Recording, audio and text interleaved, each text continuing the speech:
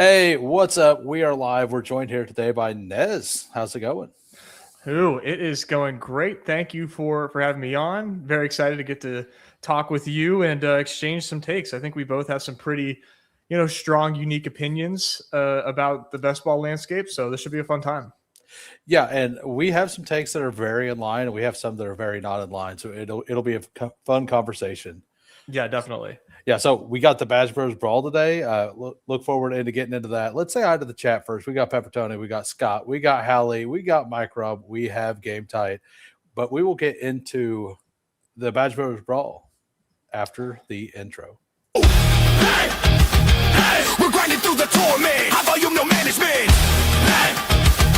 Taming souls in descent.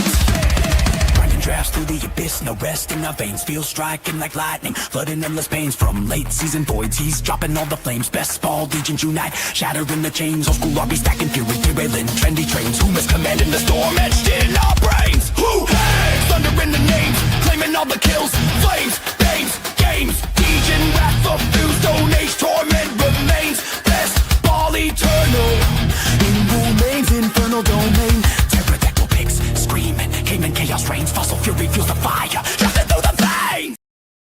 All right. So we do you have any pointers for the Badge Bros Brawl? Like I've seen you guys doing them earlier. I did one. I did something. I don't know if it was good, but I did it. Well, what did you do? Because now I'm curious, and then I'll give my take on the meta. I was actually I tried to get into that very first one with you guys, and it didn't work. And I was in an adjacent one with Eggers. And I did the elite wide receiver thing, but I pulled up three game stacks where I got Zay, Jamar, Amon-Ra. I went with the 6 with Rome, and I got Rice and Ladd, Kraft and Laporta. I went with the third quarterback to stack this up. What I don't know about is these last 4 running backs. These are my spike week guys, and then I would double tap 2 backfields. No, I really like this. I really like this. I really do. I think that what I wanted to do, and I don't know that I will the majority of the time, is something like this where a lot of my draft capital is wide receiver based. I hadn't thought about pinpointing the week 17 game stacks. That's a lot of fun. I do really like that. We talked about how playing for week 17, makes sense in all of best ball, but I think in this contest more than any others, it makes a ton of sense. With the was it what 1 of 6, 1 of 5? Yeah, 1 of 6, 1 of 5, 1 of 5, and then 375. So not a small final. But yeah, no, I really like this. I do think that, in theory, the later wide receivers in these contests they feel fine, I think when you compare your team to a team of 5 running backs, and they're 5 running backs in the first 8 rounds, that running back team does look better.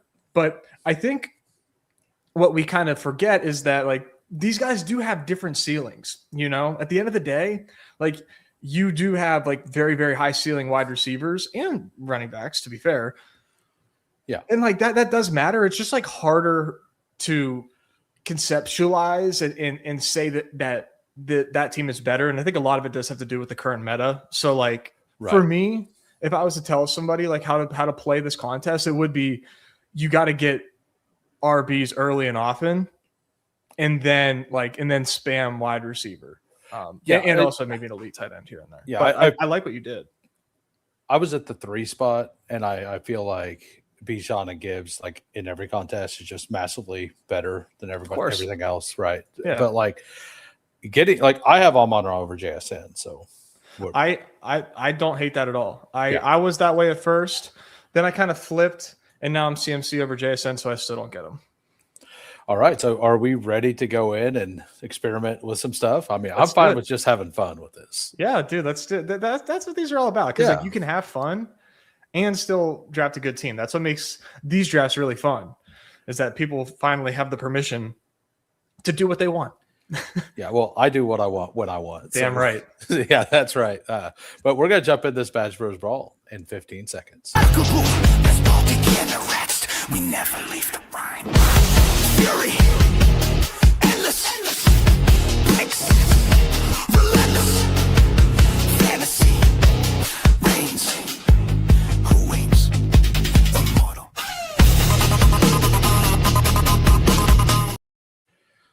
All right, so we'll see how many people got in here. Chris is here, nice and blunt. Jaguar, Losimo, game tight. So I assume Chris followed you from the Badge Bros over here, but the other five, or the other ones, are all people from the Who crew. So nice, love it. Yeah, no, I see nice and blunt a lot on making his rounds on the late night streams. Oh yeah, he's so like, we had a fun conversation with the round 3, 4 receivers, 3, 4, 5.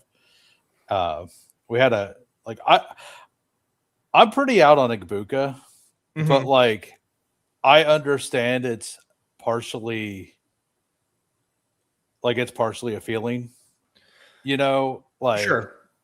But I don't know. I can't shake it. I don't think you're wrong. Like, I don't think there's anything wrong with being out on Igbuka. I mean, Yeah. It's I think it's good process to not be in on Igbuka. I do. Like, Yeah, he ran, like, a lot of the fantasy points came from touchdowns. He ran super hot early and then he faded, but you can kind of pinpoint the injuries.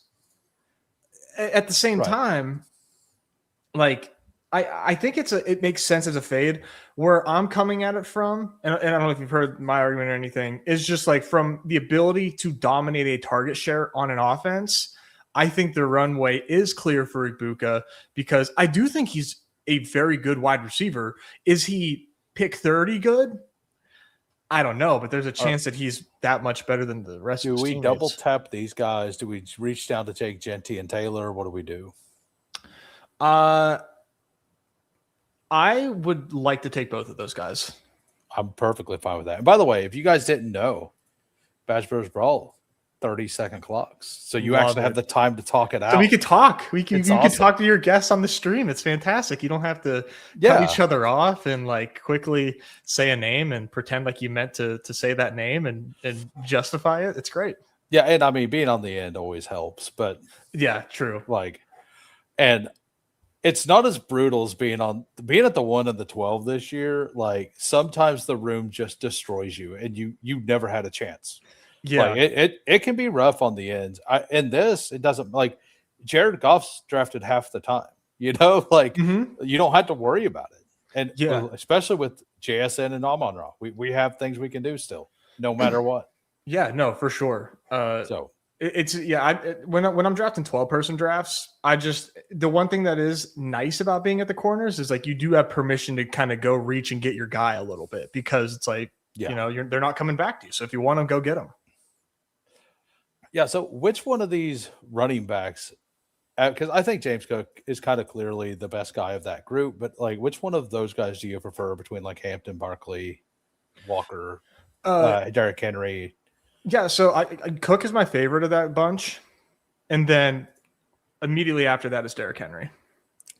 I started the offseason pretty in on Derrick Henry, so I think we take him. Do we do him and Bowers? Yes, please. That would be my ideal start here. I felt like you are very into the Bowers in this contest specifically. I am. I'm into Bowers, McBride, and Loveland very, very much. Very, very much. Yeah, I'm having a hard time with McBride overall. Can you talk me into him? Like, I will say he's starting to go in in the 12 mans. He's starting to go at like 32, 33, and I that's where I have him ranked. That's where I've had him ranked the whole time. Getting him in the 30s is nice. For sure. And it's just in this, it's even easier to do so than in the 12 persons because like you're going to get those ceilings. And if you don't necessarily get those ceilings, well, guess what? We're only drafting with 6 other people. You're going to have really good players where that the opportunity cost is not as steep, to summarize in here. In regular basketball, it is a little bit more of a tough sell, but it's just like the last 2 seasons of Trey McBride have been so freaking good. I think borderline underappreciated how good those last 2 seasons were for Trey McBride. That is like ridiculous volume what he's gotten. If he was a wide receiver, he would be like a first round pick, but he's a tight end eligibility. We only start 1. You could shoot shots at them. There's good tight ends all over the board. So it does hurt his draft capital because of the positional eligibility that he is. Part of my fade on him is I'm not a Carson Beck believer, and I fully believe Beck is playing at the end. So I get that. I get not liking that, but like, dude, McBride is so good. Yeah, he can. I think. Yeah, he is. He can get him the ball. All right.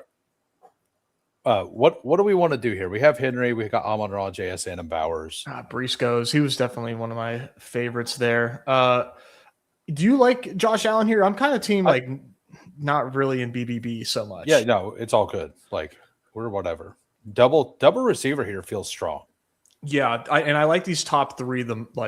For Which sure. one do you want the most? Do you want to do these top 2, or are you like really in on Zay Flowers and we kind of do a Baltimore thing? I'm very in on Zay. Let's get Zay.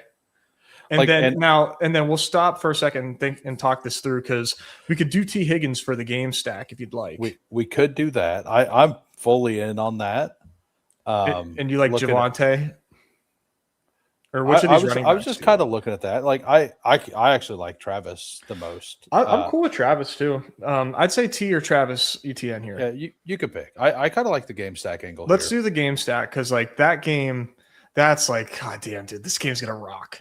Like that game is gonna be insane. Like I'm so bullish on both these teams, and their offenses. And we're fully into that game. Yeah, we're all in on it. And I don't know about you. I think with this combination though, I'm leaning more to wanting Burrow over Lamar because because you want Lamar. I'm glad you said that, because like honestly, like if you have Zay, I mean, like you want to stack, of course, but really Lamar's ceiling is whenever he's like being selfish and stealing the touchdowns. It's really not so much as like being it's more that we have Zay and Henry. So it's like they get ahead early with Flowers, and then Henry crushes down the stretch, and it's the T. Higgins side that's coming back. Mm-hmm. So it kind of makes more sense logically if you're building a game script. To like if we were building this exact thing in daily, right? And like a battle royale, you would probably want the Burrow side generally over the Lamar side, right? Yeah, no, I would agree.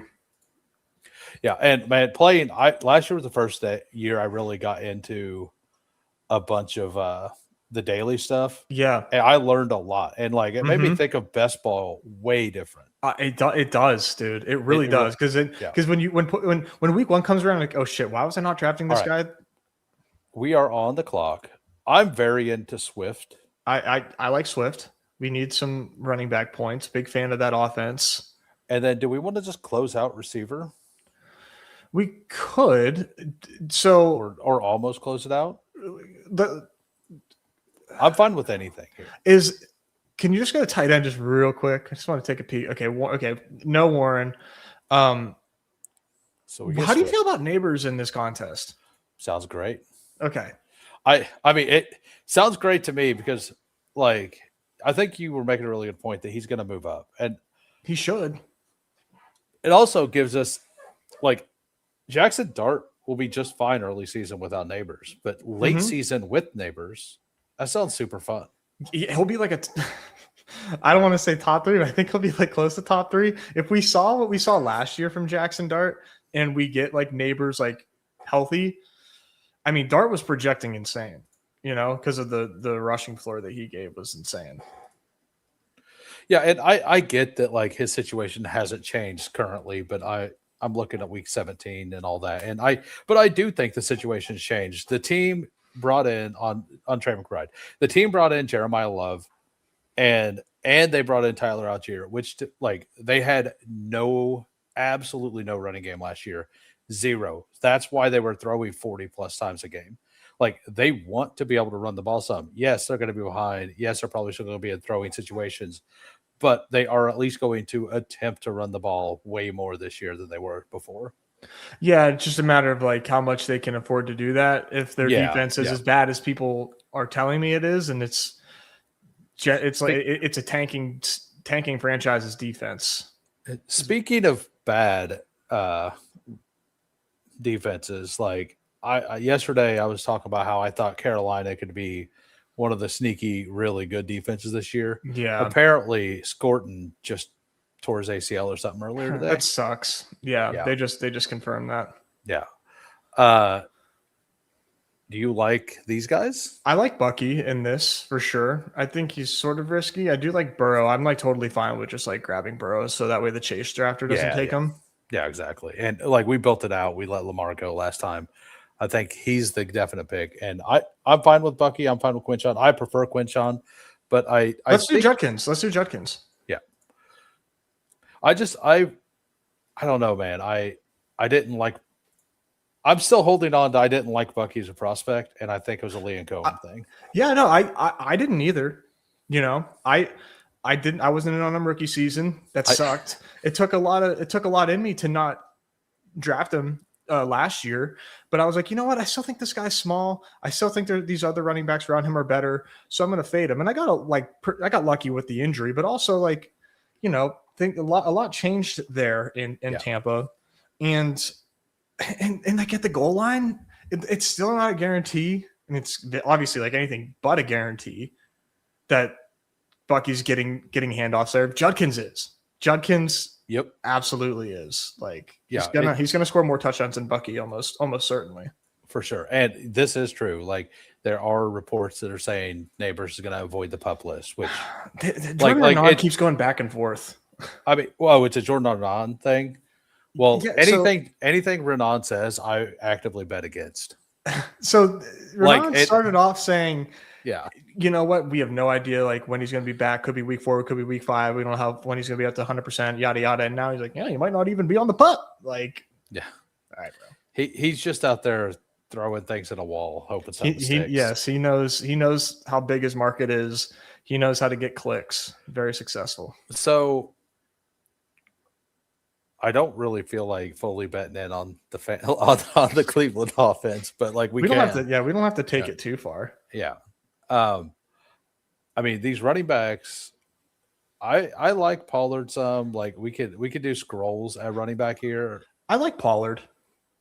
I think Pollard is like gonna project the best out of who's left, and then I think. Do we have any? We don't really have anything specific. I think we need to. I think we add like Christian Watson. I think Christian Watson's like the clear gap here. He feels like a great and BBB pick. And the end of this, right? Like he helps us get Neighbors through to the double week 6 bye. Yeah. Yep. I think that and if we take him, are you done here? I think I could be. I very well could be. I'd be more than happy to not draft another wide receiver because, you know, there's a lot of flex options for us. You know, we can basically just play for 3, and if we end up flexing one because they do so well, fantastic. Yeah, and we're really hoping that these 4 hit like at least those top 3 receivers every week up until Neighbors is healthy, and then we're hoping to gap the field when Neighbors comes back. Yeah, once he will. Yeah, not if he will when Neighbors comes back. Yeah, this team is cooking. I love the profile of wide receivers on this team, and you know, we kind of started off the show talking about having players over JSN, and I do think that JSN is due for like some serious regression. But what I can't like shake is that they didn't even, their pass rate was like the lowest in the league, and JSN still had like 170 targets or something ridiculous. Yeah. And if they pass more, it's like the regression gets negated, and JSN is just like the man again. And I think Sam Darnold is a very good quarterback. Like I have no problem with Sam Darnold dropping back more. I think he could do well with those dropbacks. So I say all that to say, I think maybe a scroll Sam Darnold stack eventually. But that's fine. We'll play. I like Harvey. I'm good with that. Let's go Harvey for upside here.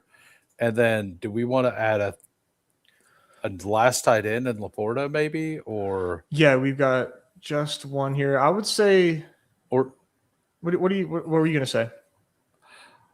I don't know. Like I'm cool with maybe. Laporta. Do you think Kittle's drafted every draft?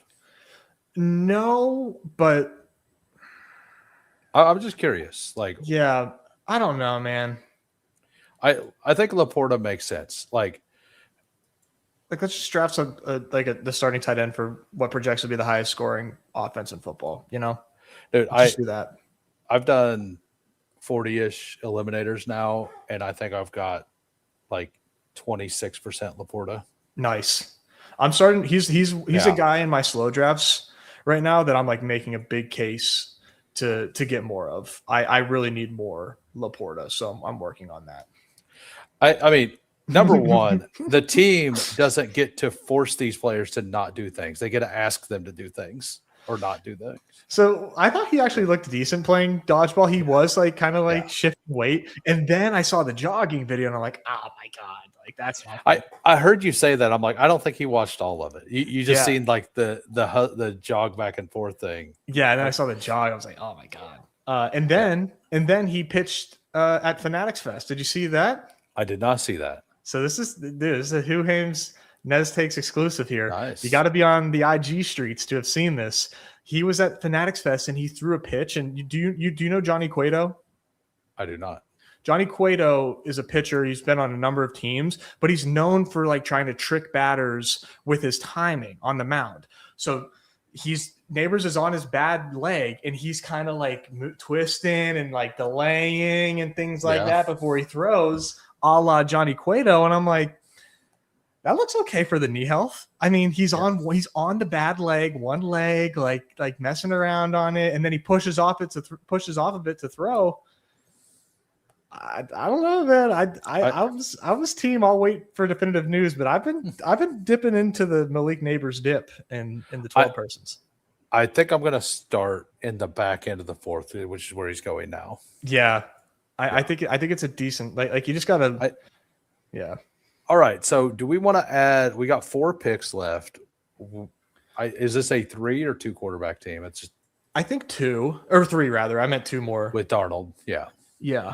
So do we want to take Chuba or scroll down for Brooks or just take both? Like, can I talk you into Blake Corum? Yeah, no, I love Blake Corum. Yeah, Corum or yeah. Since we have Swift, we won't do Manon guy. I love Blake Corum. And then with our next pick, do we just want to do 2 quarterbacks at the end? Like I think the last 2. So we lost Dart. That's no big deal. Yeah. But we have tons of options. We got Goff to double. Right. Well, I mean, we could, if we want to lock up the Goff double, we could just do that now. Yeah. I mean, yeah, I'm totally fine with it. And then we could scroll down for what, Jade Walker or something? No. Nah, dude, this is nice, dude. This is fun. It is fun to do these 6-person things to just get different combinations you don't have access to, right? Mm-hmm. Yeah, exactly. You can kind of like hedge your portfolio a little bit if that's the way that you want to think about it. Yeah. So you said Derrick Henry over those guys, and you also didn't really mention Saquon. Where are you at on Saquon? I would probably rank it Cook, Henry, Genty, Saquon. If you gave me some truth serum. Genty down there. Yeah, wow. I like Cook and Henry more than Genty. I'm a Genty at 8 guy. I love it. Yeah, dude, he's insane, and he has an insane role. Like he catches passes. He's very good. New center, new head coach, new quarterback. I love the play. Like, hey, we were taking this guy early. Things got a lot better. He was okay in a bad situation. I applaud you for it. I've been backing off of it a little bit only because he's been falling past the pick 12 every once in a while, and you've been able to get those teams. So I've been seeing if it's people I don't know, I'm pushing it to see if I can get those teams. Yeah, pick 9 and 10 is like low key, like pretty awesome. Yeah, because like you can get a wide receiver if you want, like a good wide receiver, and then just like take whoever that person doesn't want at running back. It's pretty nice. All right, so Darnold is the definite pick, And then I think we need a running back here, or do you want a 7th wide receiver? So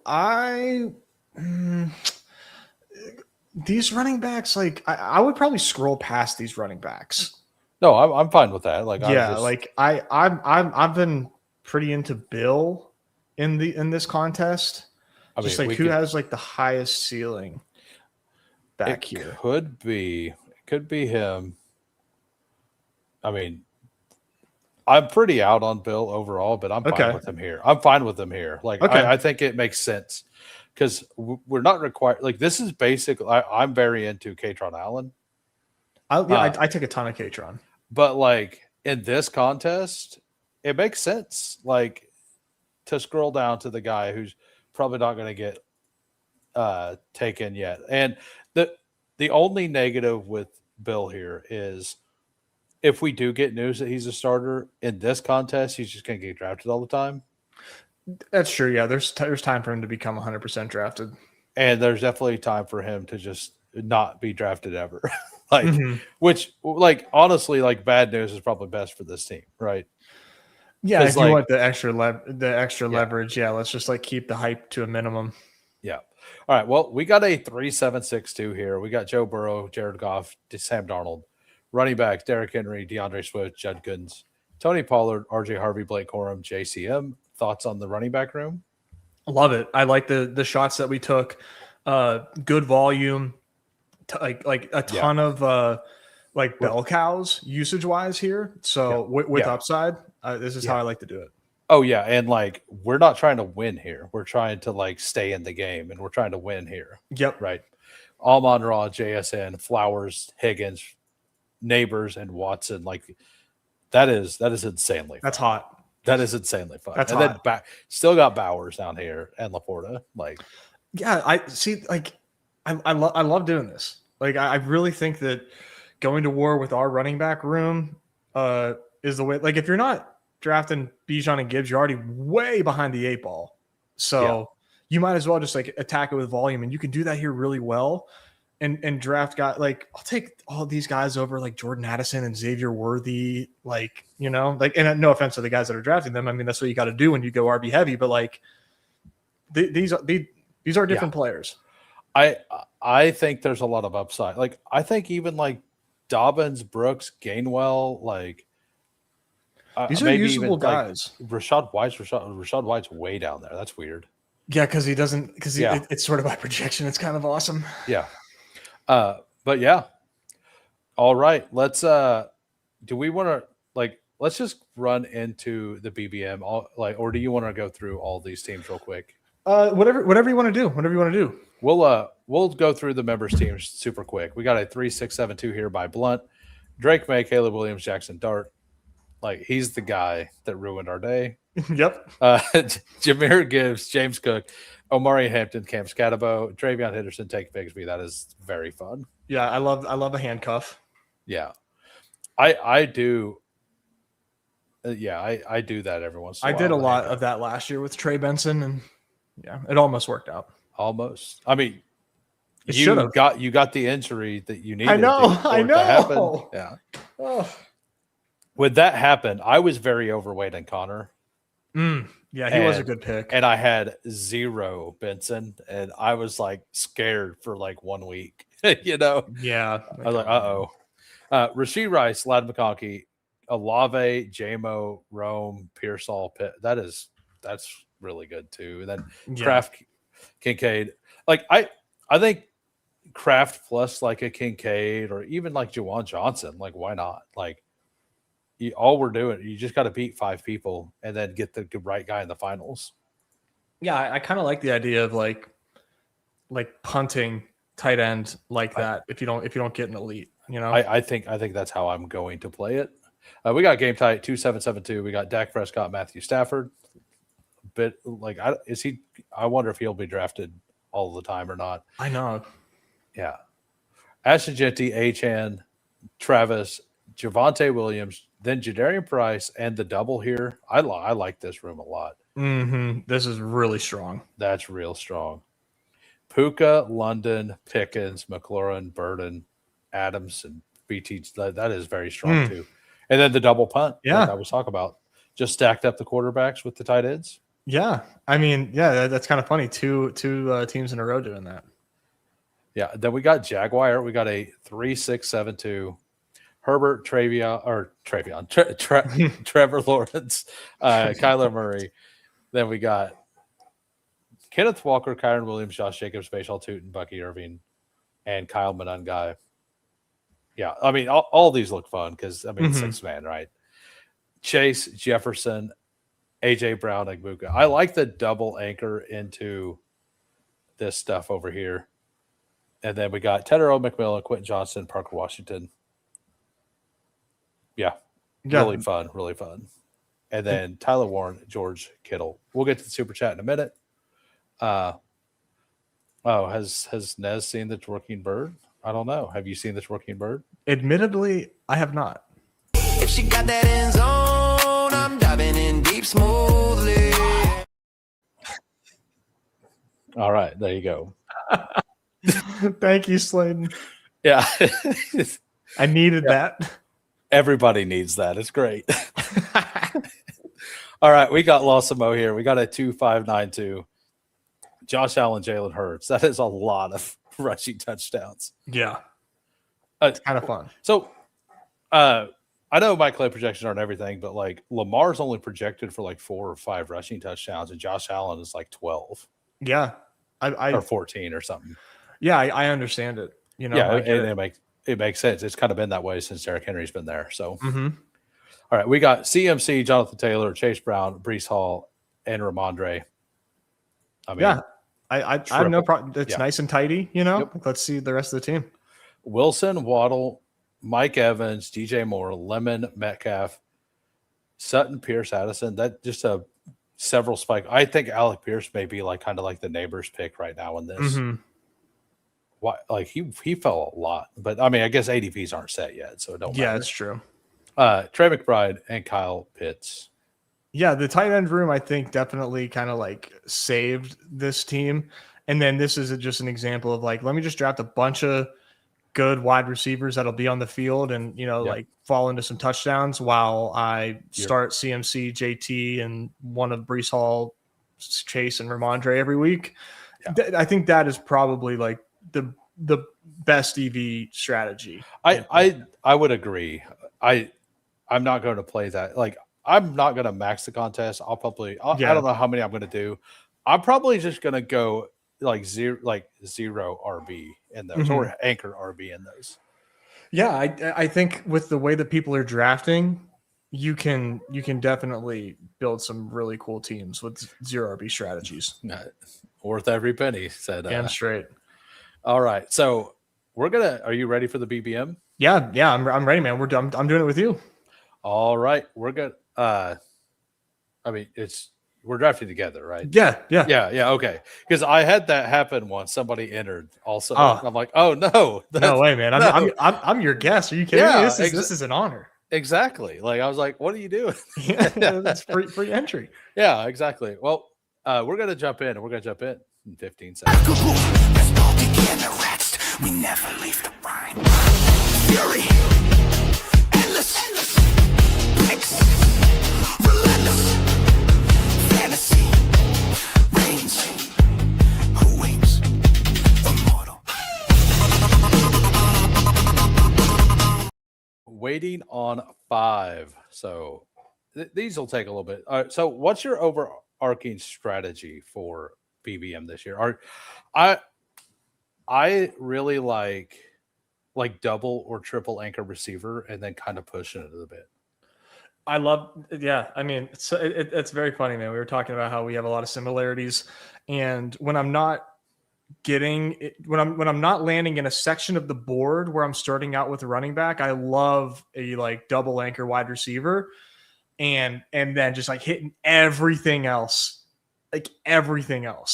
And then I'll finish out that wide receiver room. And yes, it's like a fragile build where like if one of those two guys gets hurt, I'm probably fucked. But like you really do need health luck on your side in Bestball Mania to win this thing. So like just make that bet and then just tell yourself like I only need to start one more wide receiver for most of the season. You know, Right. I'm with you. I love doing that, and I've done that. Like I did that so I was watching Flock last night, and I stream sniped him or on a BBM. So, all right, let's go. And I did that, and someone was like, "Oh, bold strategy, Cotton." Like, "Oh, NEZ only has two wide receivers." And I'm like, "Dude, it's Amon-Ra and Chris Olave." Like, yeah, and like by double anchor, I don't even mean it has to be around one guy. I think you can do it with like Bijan, Nico, Rice. Absolutely. Like I think that's double anchor, like or Pickens or whatever. Like I think you can treat that as a double anchor receiver build. And if I get Jamar plus Drake London, like I've done it this way to where I push it all the way to like Godwin. And then for your wide receiver 3? For my wide receiver 3. And then for sure. And then I still just go 8. Like even though the top capital's there, because I stop at 5 running backs. I got 4 of them between Godwin and Jamar, like London. So yeah, ideally you already have your flex spot accounted for with running backs and or like tight ends. Yeah.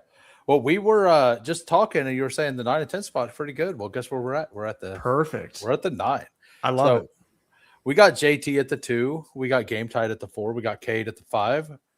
We have Boner at the 8, and I believe that is it. You got Top Gun. Your guy Top Gun. No Memby badge. So I don't know if he's allowed to get a shout out because he's not a member, but he is here at the 3. There he is. Hey, what's up, Top Gun? How we doing? Welcome to the channel. I don't know that I think he's a lurker. Okay. I think he might be a lurker. Yeah, he's saying what's up because he finally got in. Well, yeah, I didn't know if I was breaking channel code by shouting out a non-member. No, it's all good. Like what I do is I review members' teams, and the first time anybody gets to the stream with me, I'll review their team too. A draft. So he probably has been listening for a bit. So love it. Like, you know, I'm here just to have a good time and draft a bunch of teams. Yeah. Aren't we all? Like, yeah, that's exactly like living the life, man. Yeah, exactly. It's what a time to be alive. Born just in time to draft thousands of best ball teams. Yeah. A little too late for, all the other good stuff the boomers got, but right. So are you JT over Jefferson? Am I JT over Jefferson? Yes, I think so, but like not like what about strong conviction over both of them? I could be talked into Amon-Ra over JT, and by talked into, I mean I would do it right now. Yeah. I mean, you see my ranks there. I've got him at 5 because like JT was awesome last year, and I do think that these Achilles injuries are healing better in reference to Danny Dimes, but will Danny Dimes play as good as he did last year, which I think was like a big part of why Jonathan Taylor was so effective? I just worry that like these conditions won't be exactly right again, and I feel so much better about Amon-Ra, and I think JT is just like sneaky in that tier that we're about to pick from, whereas Amon-Ra like separates from a tier. He's the perennial wide receiver 3 in football. Yeah, like right. Like yeah, so, I'll take that. Right, and like I made the mistake last year of being like he doesn't have wide receiver 1 overall upside, but the thing I learned about like playing dailies for the first year a reasonable amount is that it doesn't matter if you have the weekly wide receiver 1 upside. So like he was wide receiver 1 twice, I believe, last year. Which is like more than a lot of guys. More than what? Like very few people do that. So I assume this is what you want. This would be this is who I would suggest. I'm good with it. Like I do have that combination. Henry's a guy I have him ranked lower, but I just randomly pull him up. Like I think, and actually I like to draft Henry more on this full side of the board than I do where he goes, because I just want him with Higgins a lot. Like for that week 17 stack. So you said you were like it sounded like you were drafting Henry a lot and then slowed down. Yeah. Just for exposure's sake, or like I basically decided I want like 4% Saquon, and then I love the Hampton bet this year, And I've gotten very into Chase Brown. It's kind Yeah, of where I it's think at. I need to give Chase Brown Like some more respect as well. All right, so we got another super chat. So we gotta do the thing. If she got that end zone, I'm diving in deep smoothly. All right. That's such a great bit. I mean, that is how you farm super chats right there. Yeah, I mean, we don't get them very often, but you brought them. I love it. It was you. You brought it. You brought joy to everybody. And then some. Yeah. Like the first, like I made the owl. So the story behind that is I'm trying to get better at editing. I made a intro video for Goofy Chicken just to get better. Oh, nice. And I made one with the chicken and he said no. So I was like, I'm stealing that. He turned down the twerking chicken. He turned down. He's like, I don't twerk. I'm like, you're not the chicken. You're not. I'm like, that's not the point. That's not the point. The chicken's a mascot. Yeah, I don't twerk. Higgins, or do we do something else? We were. Wow, that would have been a hell of a fall. No, we were talking about Higgins with the Derrick Henry. All right, well, we're back on cue. Hardly ever. If she got that end zone, I'm diving in deep smoothly. We gotta up the limits. Up the limits, man. Well, no, I'm actually debating on making tiered versions of it. That's what I'm going to do eventually. I think that's a good idea. Yeah, no, it's a great idea. I haven't gotten around to it. Because like, you tease that $20 version, don't show it, never show it. But if somebody pulls it out, like I'm definitely going to do that. So originally I made it. It was like a 10-second clip, and I was like, it can't be 10 seconds. 10 seconds. Like the longest 10 seconds of my life. That's the thing. Like I'm thinking about, I could just make it like a second per dollar or whatever. Like make different clips. That's an idea. Yeah, but I mean, I'm an idea guy. I love it. That's where I live. So I'm incredibly overweight, Scatabo. I'm fine with it. I like Travis. I've gotten into McMillan with the power slot possibility. That is definitely interesting. I like Terry. What do you like here? I've been taking ETN at 40. Yeah, I've been taking him at 40, and I've been pulling, and even on the same team sometimes I'll pull Kamara up to 150. I'm not scared of it. Like they can both hit. Fun. Yeah. So for the audio listeners, we got Amon-Ra, Derrick Henry, T. Higgins, Travis. So like I would count this as a double anchor. Does that mean we're gonna be a double anchor for sure? No, but I'm not scared to not get my wide receiver 3 until like 81 if I have to. Yeah, same here. That's been kind of like the big difference in how I draft this year. And if I do a like true 0 RB start where I have like 4 wide receivers in the first 5 rounds or something, I'm definitely stopping at 6 like max, and I'm fine going to 5. Yeah, today was the day NEZ pitched 2 on OnlyFans. Listen. He knows his worth. Yeah. So I attacked the pre-draft stuff. Like I maxed everything, I think. But I attacked it with a lot of double anchor receiver stuff because I loved the running back values in 3, 4, and 5, or just mostly 4 and 5. But like, I really liked the wide receivers in round 3. I really liked the running backs in 4 and 5. And like a lot of the players that I liked have been moving up, like Scatabo. Javonte, I got too late to the party too. Jacobs has moved down, but that's fine. Like the Jacobs moving down, he was probably slightly overpriced originally anyway. He was. I was taking him, but it was more like we just know what they were going to do. Yeah. But whenever it kind of, and I don't know how much you think about these kind of things, but like with Michael Parsons missing the first half of the season, almost for sure. Mm. I think that they're going to be passing way more. Yeah, I hope so. I Yeah. like that passing attack a lot. I draft a lot So, of these pass catchers. do we take the last running back here, or do we take one of these wide receivers? I think we could do Rome with Amon-Ra. I like Judkins. I'm cool with Rome. Which one? I like Judkins. Sounds great. Yeah. I'm not an idiot. I understand that there's a lot of systemic risk. Oh my God. Before the tears. If she got that end zone, I'm diving in deep smoothly.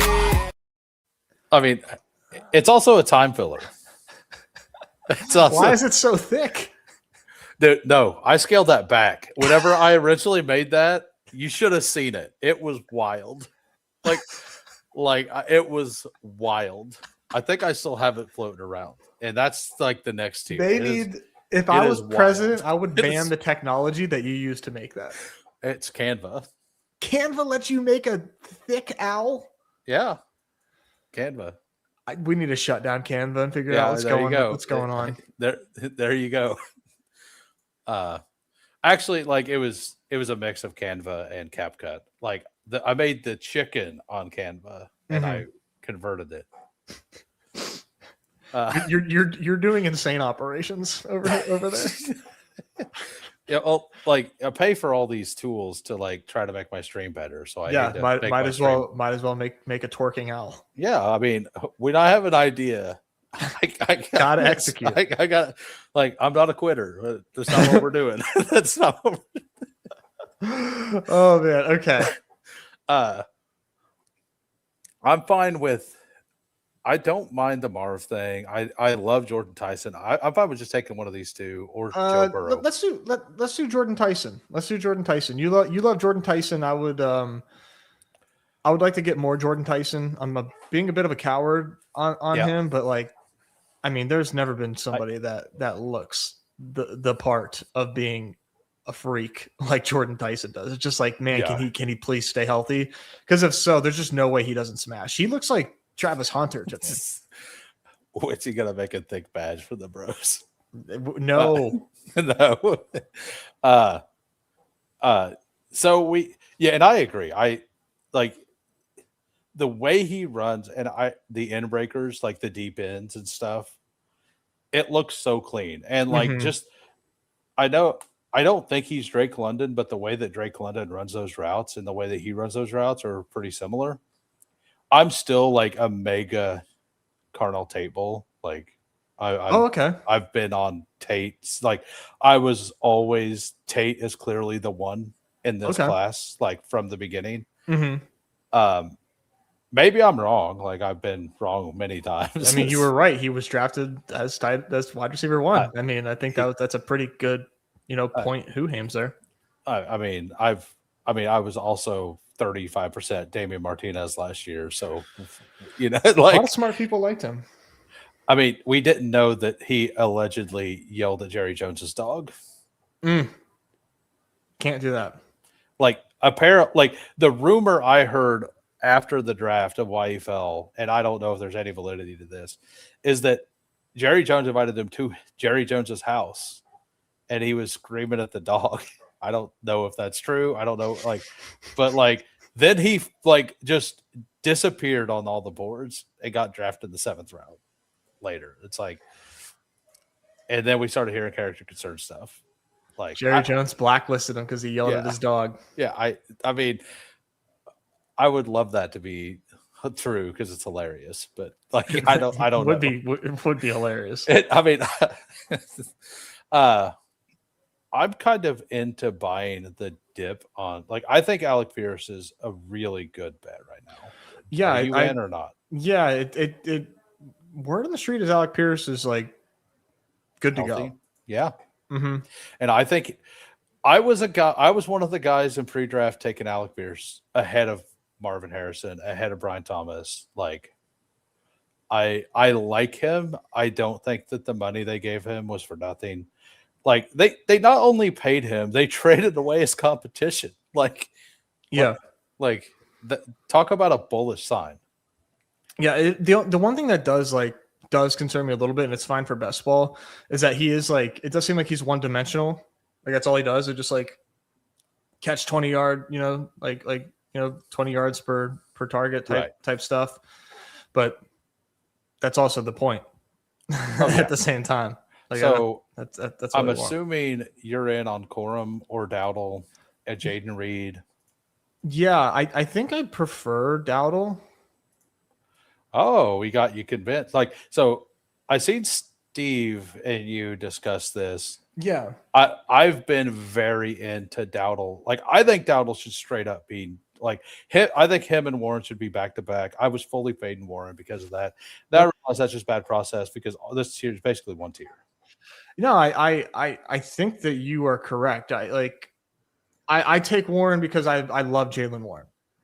I think Jalen is very good at football, and I do think he's going to have a super strong pass catching role. But my principles of drafting of these ambiguous backfields is I want the goal line back, and that's like almost certainly Rico Dowdle. So I don't think you are wrong in the Rico greater than Jalen thing. I have very few personal biases in these drafts, and Jalen Warren is one of them. I just love Jalen Warren. I draft him every year. I just think that all the projections and all that, I think we get to the season and it's not 65 targets to Jalen Warren and 30 to Dowdle. I think it's more like 55 to 45, like at the end of the year. I just think it's that part of it's a lot closer. And even if it is the other way, like, I don't know. I get this feeling that Dowdle's just going to be the goal line back. Yeah, so do I. So, like, he's also getting the high value touches. So, like, it could be that he's closer in the receiving end. I don't think I get it. He's not as explosive after he catches the ball. That's not a thing. That's not what he is. But that doesn't mean he can't be fine at it. Also, Jalen Warren was catching balls from Aaron Rodgers, who understands defenses, and Dowdle was catching balls from who was even Cooper Rush and Bryce Lance. Bryce Young, yeah. Yeah, Bryce, Lance. Sorry. I love you got Saints on the brain. Yeah, Saints on the brain. And I think just to play devil's advocate, Warren could have more goal line carries than we think too. Like it's not like I do. I agree. So Laporta is on the inside of us. Do we want to take Pittman is gone. I don't love it. Like, I'm fine with any of this. We could just pull up Goff, but we could get another. Let's get Goff. All right. I was gonna say I would be much into taking Pittman and pushing Goff around, but we don't really need to risk it now. Yeah, Pittman would have been a nice pick there, but no, let's just get Goff. By the way, with the Alec Pierce pick, we had Judkins, so I was already thinking about the Week 17 correlation with that as well. Nice. So I don't know if you were or not, but that was why I was pushing. I don't have those matchups memorized. Oh, well, you actually advanced, and I think you're probably going to go against Nice and Blunt, who took the board and didn't give it back in Bestball Jeopardy against me. Like, I literally knew all but like one of the questions that he answered, and the one, he gave me a chance at two of them, and I had something flipped. Like I had RJ Harvey and Dowdle's ADPs flipped, and I had it was a bye week, or it was a playoff correlation question, and I had a Week 15, and it was okay. We're on the clock. Do we want to go tight end one Kittle? Do we want to go Wandale? Let's go Wandale. Or any of these guys. I'm fine with any of it. Let's grab Wandale. Another backstacking option. We're in that Week 17 game also. This is a really good wide receiver room. I assume that Shuck doesn't make it back, but he makes it back here half the time. Let's see where the Olave. Yeah. He's got two quarterbacks. Where is the Olave guy? I don't see him. Over here. Second, yeah. JT. He might be done. He might not. He's got that Week 17 game all stacked up. But yeah, we might get him. We might not. I actually I'm in the minority. I think Tyler Shuck. Like I think Tyler Shuck is just worth his pick naked. Yeah, I have no problem taking him unstacked. Yeah. And by the way, if you guys are brand new, if you could smash the like, that'd be great. Also, sub if you've enjoyed the content. I go live every Monday to Thursday, 4 p.m. Central. Also, every Sunday night, 6:30 p.m. Central. If we get to 1,000 subs, I'm doing a 24-hour live stream before, if it happens before NFL kickoff. So, and also go. I'm sure y'all are subbed to the Badge Bros, but go follow NEZ over there. Not mandatory. No, it's not mandatory, It's fully optional. Yeah, one of those things. What are you doing if you're not? I appreciate it. Huh? Yeah. Yeah. I mean, especially if you like the daily stuff. Like, yeah, I don't get into the daily stuff.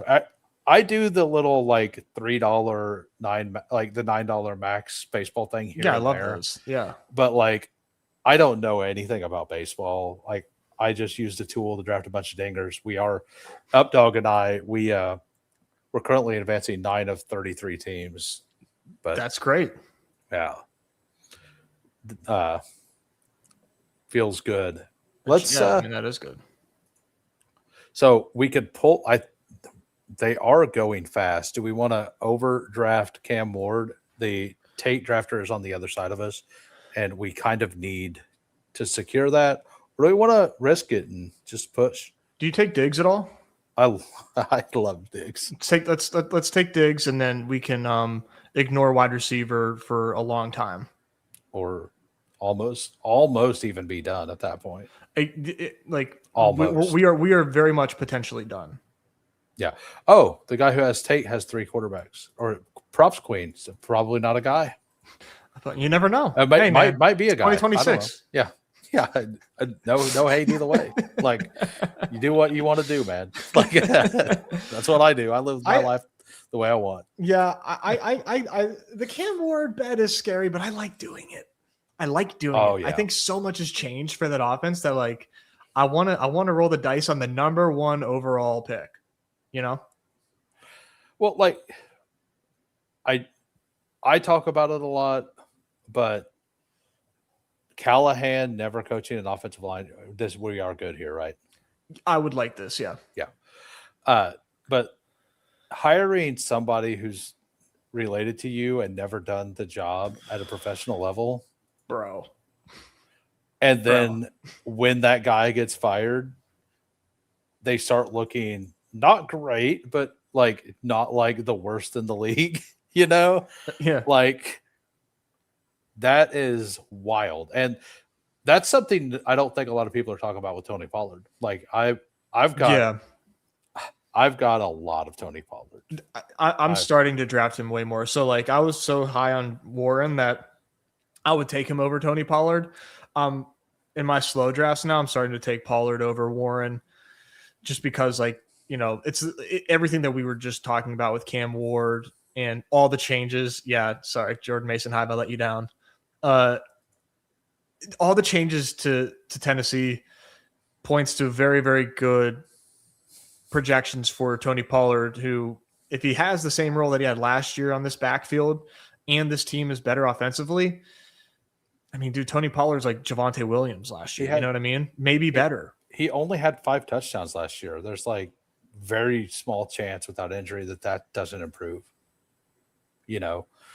And he still had 1,000 yards. He gets 1,000 yards every year. If he adds 2 touchdowns, like, he's an absolute smash at that price. Even if he does exactly what he did last year, he's probably a solid. He's still a good pick. Yeah, he's still a good pick for sure. So, are we going to continue to ignore tight end, or do we want to take one? This is the tight end gold mine, brother. This is where we start to cash in. I mean, I usually don't wait this late. I'm actually a early tight end, and is it Strange? Yeah, I like Strange here. I think this is a good tight end one. Yeah, good. I have him, like, as you see, if you can read the ranks, I have him like actually next to Chig. So yeah, same. So do I. And I've kind of been there the whole, like, I've had Chig high the whole time, like in the 140s, and he's moved past my ranks. I haven't really thought about moving him because my thing is I've always thought Likely should just be with those two. Like Likely should be like even lower. Okay, like I wasn't expecting. I don't think Likely has.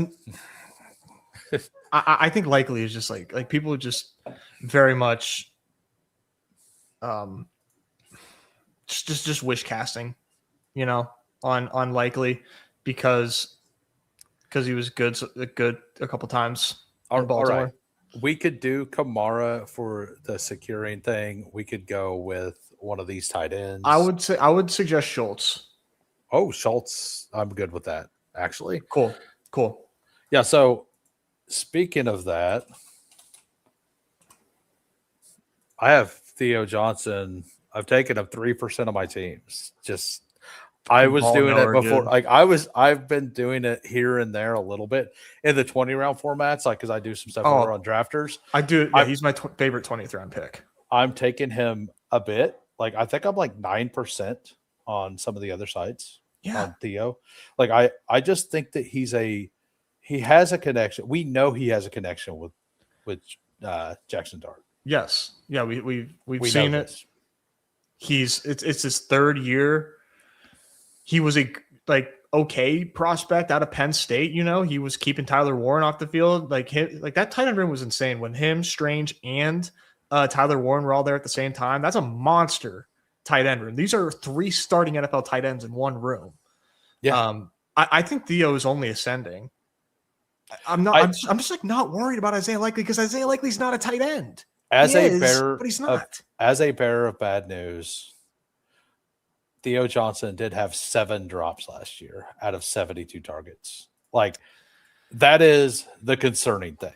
Like I'm in, but it could be a short lease situation. It is all sure. But I agree. I think he's going to be there. I think Nagy used 2 tight ends in Kansas City. Like we had Noah Gray games. Yeah. I will say with drops, I just got to put my head in the sand on those. And I just cope that drops aren't sticky year over year. Yeah. That's what I tell myself. I agree until it's multiple years in a row. And like this isn't that yet. Right. Mm-hmm. So I just think like, you know, you got to play both sides of it. Right. Here and there. I mean,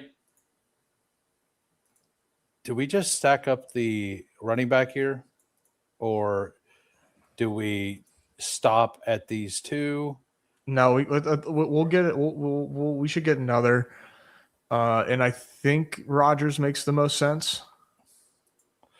What do you think? We could do that, or we could do Branch and then your favorite of the other one because we have this game stacked up. Which route do you want to go? Who do you like from Atlanta, though, quarterback wise? Either, it don't matter. Like it's a shot in the dark. I think Rodgers. I think Rodgers makes the most sense because we kind of want the floor here, right? Like I'm a big fan of this guy. I have so much Jeremy Bernard. I'm in so much trouble if he's not good. Me too.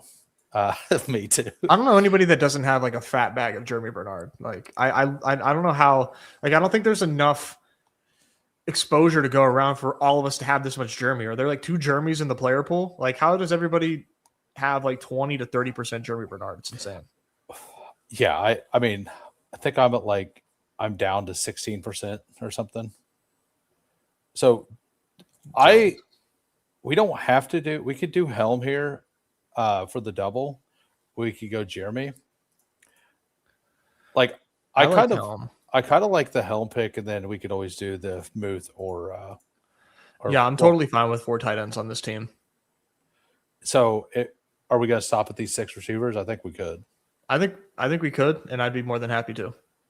Okay. Yeah. So I mean, Derrick Henry, Travis, Judkins, Dowdle. Is that? I mean, we could stop there too. Like, I'm fine either way. We don't have any extra bye weeks. No, I think we are definitely. Like, I think the most done position that we have, unless you want to go Katron, is running back. It's going to be hard for anybody that we draft here to hit our lineup. Like anybody that we draft from here on out, other than quarterback, has a better chance of hitting our lineup than a running back does. No, I agree. That though, I will say that and maybe this is bad process, but if I add a running back to a team like this, it's always the Katron or No, that's not like bad. Damon Claiborne or Emmett Johnson types. Yeah, it should be Like, guys it's that, big that swings. you should be confident in their ability to be high projecting players if opportunity arises. You know, Yep. like that is the play. We have this question. One of my recent adjustments have been Henry Pitts at his current price with a question. It's a statement with a question mark. But I think that I don't think that's wrong. I've not made that same adjustment, but you were saying you like the late tight ends. I'm actually like 12% Bowers, 15% Kraft, 17% Loveland. I'm doing the opposite of everybody else. Everybody else loves the value down here. I kind of like some of these ugly running back names. Like we've had 2 years in a row with like pretty much no early running back injuries. I don't know. I feel like we could. I'm at like 20% Tucker Kraft. Oh yeah, okay. I love Tucker Kraft. I'm starting to get a little nervous, and I'm like, maybe I'm overrating this guy. But do we just do the thing? Yeah. Let's take Jeremy. Yeah, I mean, like you said, I think the most done position is there. I think I agree. It gives us an actual wide receiver stack. Now, Dowdle does catch passes. He's not as explosive at it as Rico or as Jalen. Mm-hmm. Right. Yeah, there's definitely some upside for him to catch some balls for sure. And then, do we want to do the guy we were talking about? Do we want to go into the Rams a little bit? What do you? There, all of our favorite running backs handcuffs are gone. I'm cool with the. Yeah, I don't do a lot of Claiborne. I'm fine with whatever. I think Mount Washington or Theo, and let's do the late double stack. I've done the late double stack a little bit, but more on the Freiermuth side. So getting some of this would make some sense. Yeah, I love Darnell Washington, man. I mean, I'm trying not to be, I'm trying not to be lost and overly biased on the Darnell Washington stuff, but I really don't think Pat Freiermuth is like that good. And Darnell Washington was like beloved by Aaron Rodgers. It's not hard. I mean, it's not easy to gain Aaron Rodgers' trust and be loved by him, but he loves Darnell Washington. And yes, no more Arthur Smith, no more like jumbo packages 99% of the time. But I think Darnell Washington can like take a lot of snaps from Pat Freiermuth. Didn't Washington like lose 20 pounds or something this year? He did kind of lean out. Like he leaned out a little bit, which is real bullish for him as a fantasy pro piece, right? Yeah, for like the receiving end of his thing for sure. But otherwise, he's like a sixth lineman that caught 30 balls last year. It's not like he's gonna be a small guy, still like losing weight. Like it's not like he's gonna be small. He's ginormous. Yeah. Dude, I was at the Steelers Chiefs playoff game that was after that ice storm. They moved days where Le'Veon Bell ran for 250 yards. I was at that game, man. Oh, you were? Yeah, I used to live in Kansas City. Oh, nice. And you're a Steelers fan, like. Oh, so we had fun. People were throwing shit at us. Yeah, I the most massive human I've ever seen in my life is it Villanueva? Villanueva. Yeah, Charlie, like the former Army Ranger guy. Like man standing next to not even Charlie. It was Andre. Yes, thank you. Andre. Yeah. I just couldn't remember his last name. That man was massive. Like he was just dwarfing everyone on the field. Yeah, like big dude, man. I miss that team so much, man. Yeah. Massive O-line, Le'Veon Bell, just like you guys patiently in the backfield. You beat us. You had 250 yards and no touchdowns. Yeah, dude, just Boswell, just one after another. Yeah, it was crazy. And then there was that like holding call that was actually a holding call, but it was so far away from the play that it probably didn't matter. It was the right call, but like. It was on the 2-point conversion we completed that they negated. I don't know if you remember that. That tied the game. Oh, and then, shit. And then we got moved back, and we didn't get the 2-point conversion. And that's actually how we lost.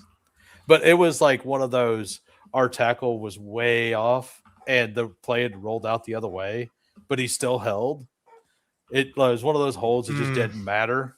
But it was it's like just kind of worthless. Yeah, all I it remember felt is, bad. But I just remember Le'Veon Bell just getting first down after first down after first down.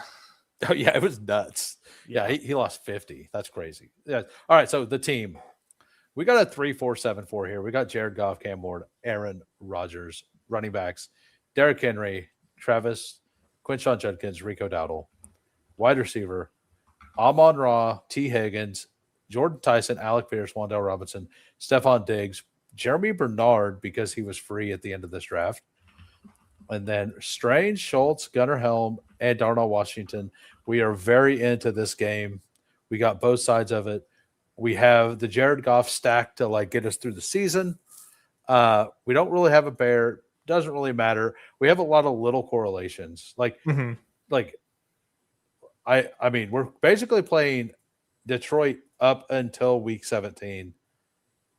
And then Amon-Ra cooks, but Goff sucks because he's out in the cold in Chicago. But Amon-Ra gets all those short targets, crushes, right? Yeah. I really like this team. I think what makes this team great is like Jordan Tyson being very healthy. If Jordan Tyson's very healthy, then like wow, we are just like crushing wide receiver points. I mean, both of these.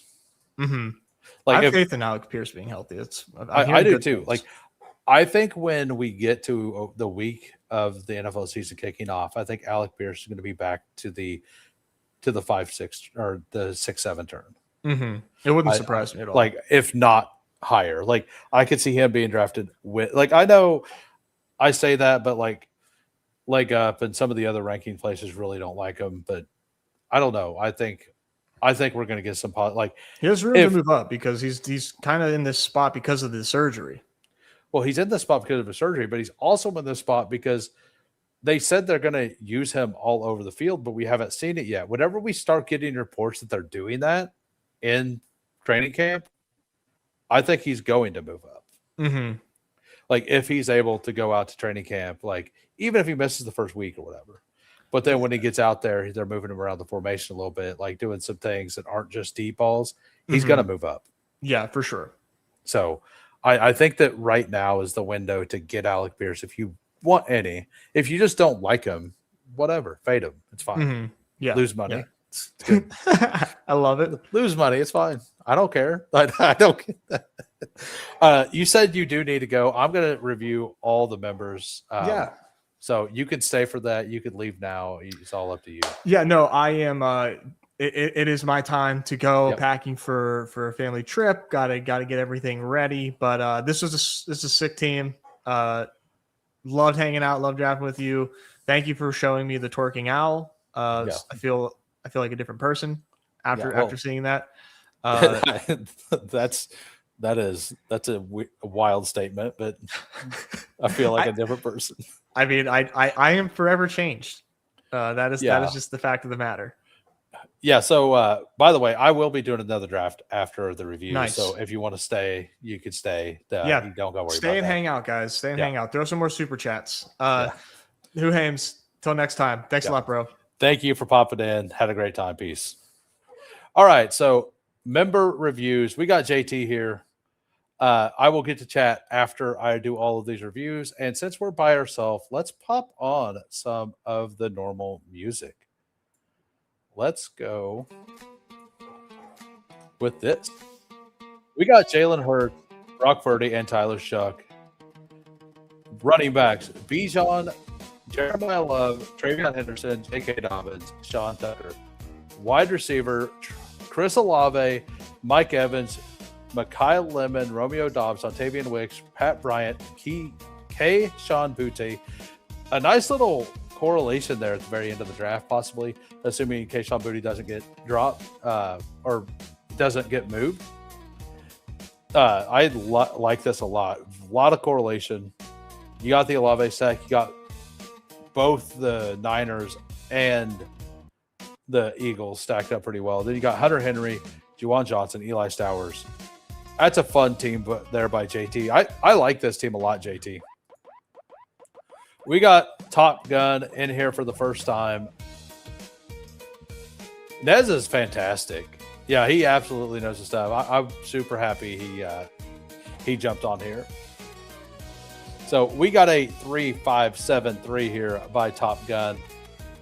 We got Joe Burrow, CJ Stroud, Geno Smith. Running backs, David Montgomery, Jalen Warren, Jonathan Brooks, JCM, Chris Rodriguez. Wide receiver, Jamar Chase, Nico Collins, Devonta Smith, Josh Downs. Travis Hunter, who will probably be moving up here soon. Deebo Samuel, Zachariah Branch.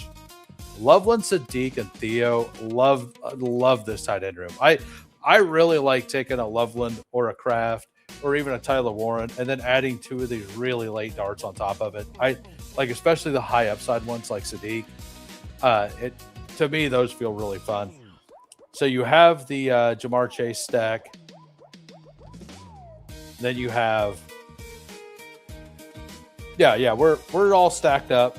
Not a whole lot of bringbacks, but it's all good.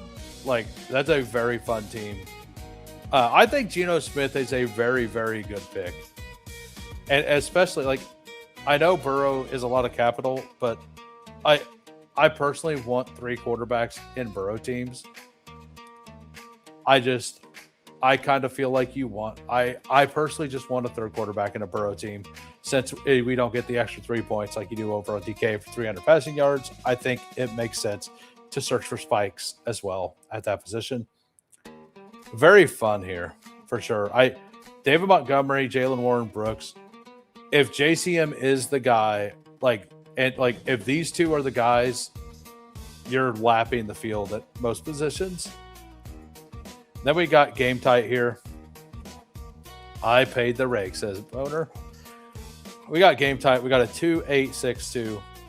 Lamar Jackson, Caleb Williams, running back, Kyle Monungai, Kenneth Gainwell, Woody Marks, Tyler Algier, Brian Robinson, Mike Washington, Katron Allen, Jalen Wright, wide receiver, Puka Nacua, Zay Flowers, Luther Burden, DK Metcalf, Casey Concepcion, Isaac Tesla, tight end, Bowers Andrews.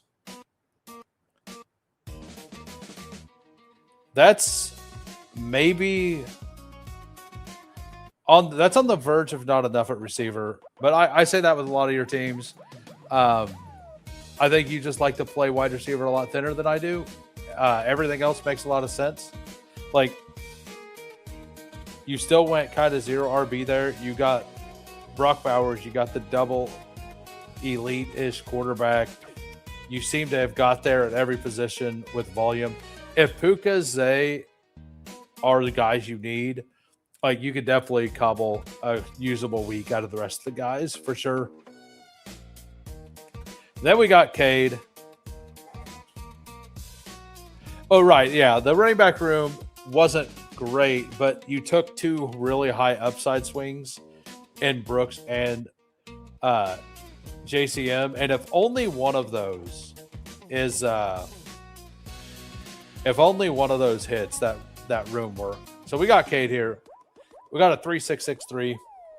We got Patrick Mahomes. And then Fernando Mendoza and Brissett stacking up that Week 17 game. Not something I'm targeting, but something I understand. Breece Hall, Tootin, Blake Corum, Tracy Kamara. Love this room. You got your anchor, almost a double. Like, you might view this as a double anchor, but the Corum, Tracy, Kamara, Sampson, like, we know those guys have roles. And then JSN, AJ Brown, Garrett Wilson, Marvin Harrison, Quentin Johnson, Jacoby Myers. I like these 6 a lot better than Game Tight, or I think it was Game Tight 6. You just have more capital spent, and you also stopped earlier. You didn't have a late round guy as your last guy, and your 5th was also higher capital. And then Kelsey, Gadsden, Mayer, very, very fun team there by Cade. Then we got, that was my team. I meant to click Boners. We got a 2-6-8-2 2 here. Drake May, Bo Nix. Ashton Genty got pulled up to 8. Kenneth Walker, Aaron Jones, Jonah Coleman, Ray Day, Nicholas Singleton, wide receiver, Jalen Waddle, Jamison Williams, Cortland Sutton, Jaden Reed, Michael Pittman, Rashid Shaheed, Omar Cooper, and Trey Harris. This is really fun. Like, Genty Walker, I love every Genty Walker team I draft, especially with, like, you get Waddle, JMO, like Sutton, Reed, Pittman as your, like, 3rd/4th receiver is really fun here. And then you still fit Trey McBride in. Like, this team slaps. I really like this team. I know you said you didn't love it. I do really like that team. Yeah, it is.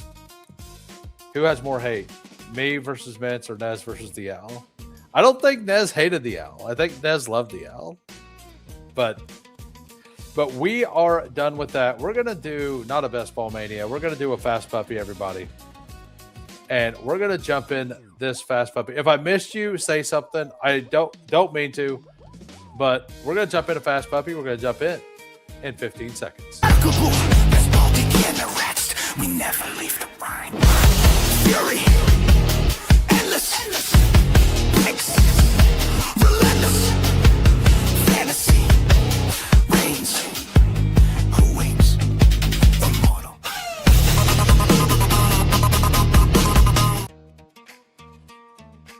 Waiting on one. We are in. We got the 10. We got Lutz at the 101. We got Frank at the 3. We got Stooge at the 5. Thad at the 7. Boner at the 11. And Adam at the 12. Adam doesn't pop in very often, but Adam's a real one. He's been here since the beginning. No, I do that. I love May Nix. Like, I do that quite a bit, actually. I don't care about, and I even said this last year before it was more common. Like, if I'm targeting a Week 17 game heavily, and it's the game I want, I don't care if I have both quarterbacks. Like, I know people are like, well, I want access to multiple weeks. Like, that team is built around that Week 17. Why not try to force the quarterback in that game if it's the game that goes off? Like, take both sides of it and just be good if it is the game that goes off, right? So I think I just think that that's a fine thing to do. I always thought it was a fine thing to do. And you have to get there. And guess what they don't do all the way there? Play each other, right? So I think it's a perfectly fine thing to do. I know some people disagree. I think a lot of people who used to disagree kind of don't disagree anymore, though.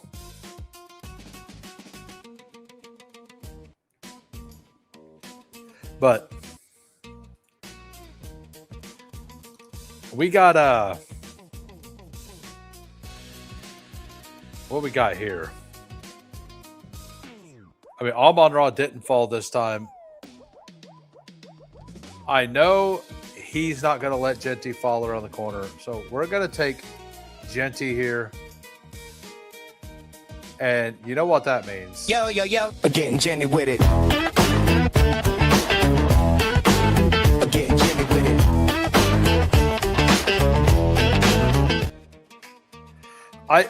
I do really like the CD Lamb pick.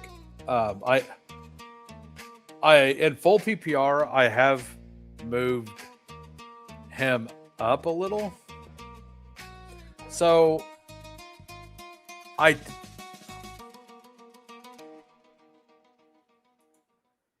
let's do Chase Brown here. Looks like in my portfolio, I don't have as much Chase Brown with Genty. I have a lot of Genty, so I want to make sure I have more even exposures on these guys. I think they're all kind of the same. I've done the Derrick Henry thing a couple times. I'm not really worried about the double week 13 bye. That first Lamb share. Explain why. Why are you just drafting at the beginning of the draft? Is it because he rarely falls to 11 specifically, and that's where you have him ranked? Like, I think it's arguable to have Lamb over Jefferson, like to have him behind Genty, Jefferson, even James Cook.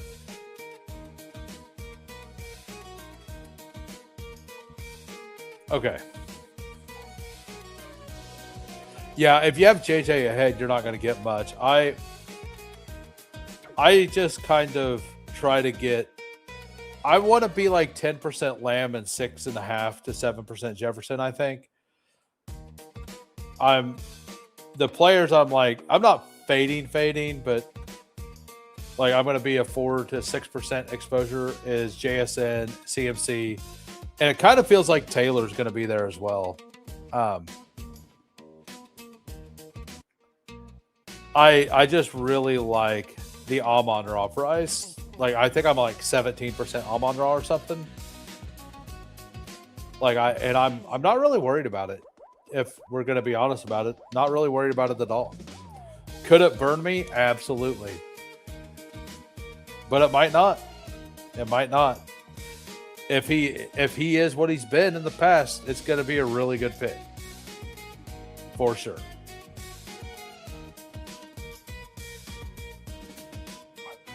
Did we get he likes him and he's scared that he's not going to be good endorsement. I'm not sure that you can fully consider what he done an endorsement. It wasn't a don't take him. So McBride did go. I was kind of feeling like taking McBride on that team, but let's just do Javonte here. Let's do the thing. Let's go 3 running backs and see if we can't build out. Like, I'm going to. I mean, we'll take Ladd if Ladd comes back around, but. By my ranks, I do like Jalen Waddle the most. By ADP, it is Tetaroa. I am a little underweight Tetaroa. Let's go Garrett Wilson. Let's take a Garrett Wilson chair here. He's a guy I want between 4 and 6% of as well. So let's go ahead and do this. If he is a smash, he is the wide receiver 1 here. I'm going to stop before running backs for sure on this team. Yeah, it's one of those.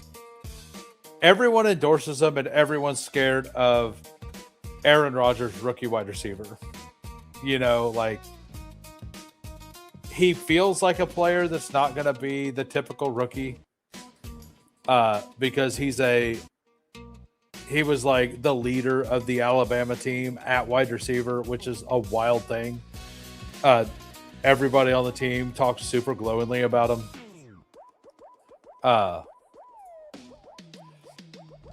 Do you take Waddle more in this and less BBM?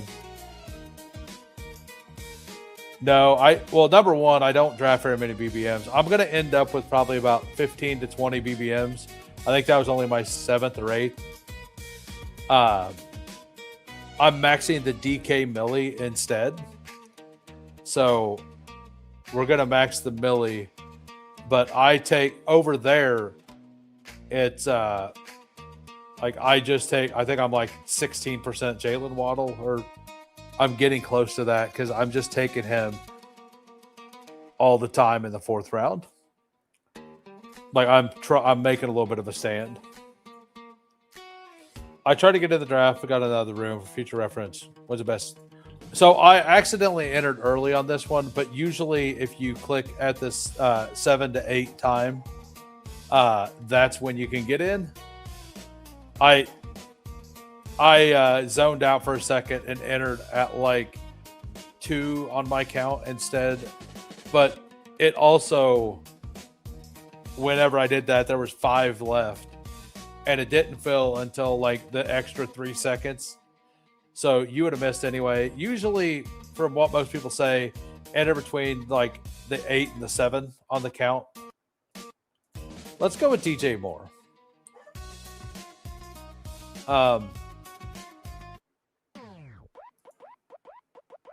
Yeah, let's do DJ Moore here. I don't love the DJ Moore pick, but I also don't hate it. And we're going to put, if we don't get Rome back, we're going to push wide receiver almost for sure. Like, we're definitely not going to pull up one of these guys. So we definitely get Rome or Tyler Warren here. A lot of people will be scared to add Tyler Warren to a team like this. I'm not. It does mean I'm going to stop at 2 tight ends. Like, we're stopping at 4 running backs and 2 tight ends. So this is probably going to be a 9 receiver build. No, don't be sorry. Draft your team. Ben Skoranek will have more targets this year than Jeremy. I highly doubt that that's true, but I'm also not going to say it's for sure not true also.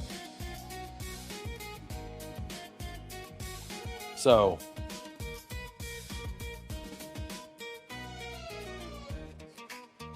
was between, I mean, you take whoever you want, man. Like, Rome makes my team feel better, but Warren might end up being the pick you need, right? So I do like Tyler Warren quite a bit. So I don't get to a lot of him because I like the Tucker Craft price so much. And I take a lot of Bowers, I take a lot of Loveland. So anytime I've taken Bowers or Loveland, like, I'm obviously not into Warren. And most of the time, I'm also like, if Rome or Tate is still there, and Tate's starting to move up to where he should go. Like, I think we could see 4 or 5 turn Carnell Tate by the start of BBM, or by the start of the season. That's just where I'm at. I think we could definitely see that. All right, so, I mean, Alec Pierce, DK Metcalf are like clear bets here for me. The Week 13 bye is going to be an issue by the end of this team, for sure. I think we have to go. We're definitely pushing quarterback till late here. That is the one thing we have to do. Big Andrew Tate guy. Absolutely. That's exactly who I'm talking about. Exactly who I'm talking about. So we're going to get a rare share of DK Metcalf here. He's not the top guy on my ranks, but we're going to do it. I still like Michael Pittman straight up over him. That is not going to change. I honestly would even debate pull it, like, on DK. Pittman is a PPR guy, but Pittman goes here, which feels really good. So I'm fine with either one of these guys. We got, I mean, Addison makes the most sense because of the Garrett Wilson pick. We don't have a Ram, so we're going to go ahead and do the team stack thing. I've taken a ton of Godwin. we're going to go ahead and do the Week 17 game stack in this ugly game here. So for the audio listeners, we have a 0-3-4-1 right now. We got Genty, Chase Brown, Javonte Williams. Wide receiver, Garrett Wilson, DJ Moore, DK Metcalf, Jordan Addison, and the tight end, Tucker Kraft.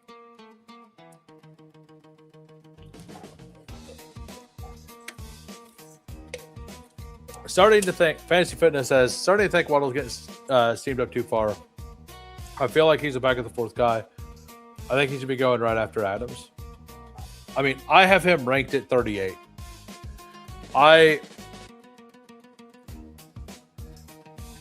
The way I see it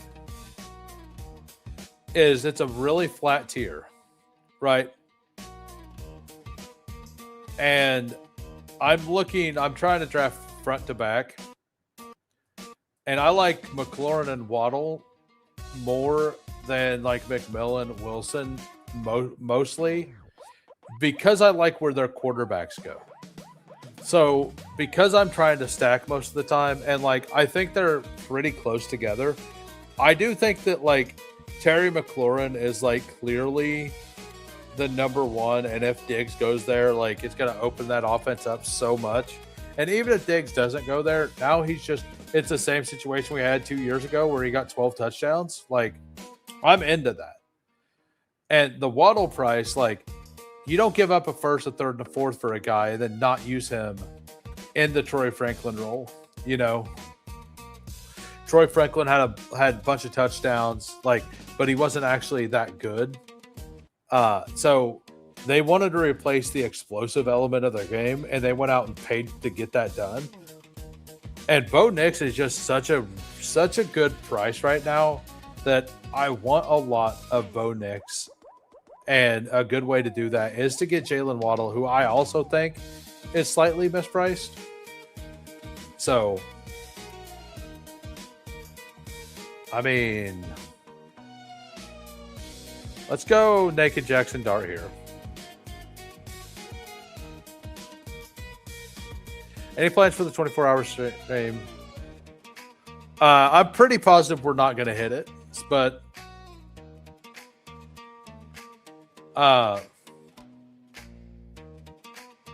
yeah, I don't think we're actually going to get it before the season starts. I'm pretty sure we're not, honestly.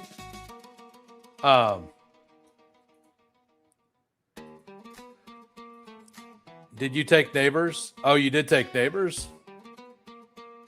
Oh no, Adam took Neighbors. Yeah, well, I have Javonte Williams. So we're playing I really like the Mooney and Malachi Fields picks. So I like the Dart pick in a vacuum because of that. And I'm kind of building out two games here in the Pittsburgh game and the Minnesota game. And I'm kind of targeting the Geno side of that game instead of the Kyler side. I didn't care which one of these receivers I got. I could have just taken Kyler here, but I do think that Dart should clearly be ahead of Kyler. I don't maybe Lutz disagrees. I know Lutz loves Kyler and hates Dart, but I do know that he understands that Dart has huge single week upside with the stack. Like I am planning to stack it at the end, or I might even do an Isaiah Likely team here. I don't know. I don't do it much. But if he's there at 135, I could see myself doing that. So I'll throw it together in a rush if we're getting there. Yeah, I think during the season I'll definitely get there, but the 24-hour stream is before NFL kickoff, so. That is what we're going to do. That is how, we're holding true to that. We'll definitely do something at 1,000 either way. But the 24-hour is locked to before the season kicks off. So, but yeah, I know a lot of people have already reached out saying that they want to jump on if I get there. So it's not going to be hard to fill time slots. Denver has been an offense that spreads the ball around a lot. I see they're getting on there on reception yards. I feel like you run hot on. Yeah, but like we don't know what Bo Nix is like with an alpha. We haven't seen Bo Nix with an alpha receiver. I don't think Cortland Sutton is really worth like where he's at, right?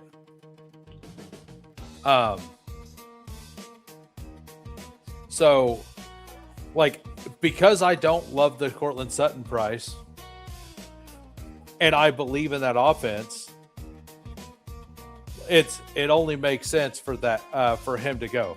Like, and I don't think you can look at what their offense done from last year and make it a 1-for-1. Number one, Davis Webb's going to be calling plays, not Sean Payton. So we might see some completely different things. Like we might see the offense completely change, right? Like we may just see that.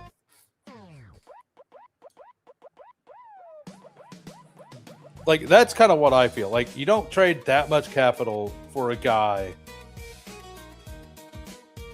to take, like, when you have another guy there who and Sutton's not a bad player. Like I still think Sutton might end up with like 806.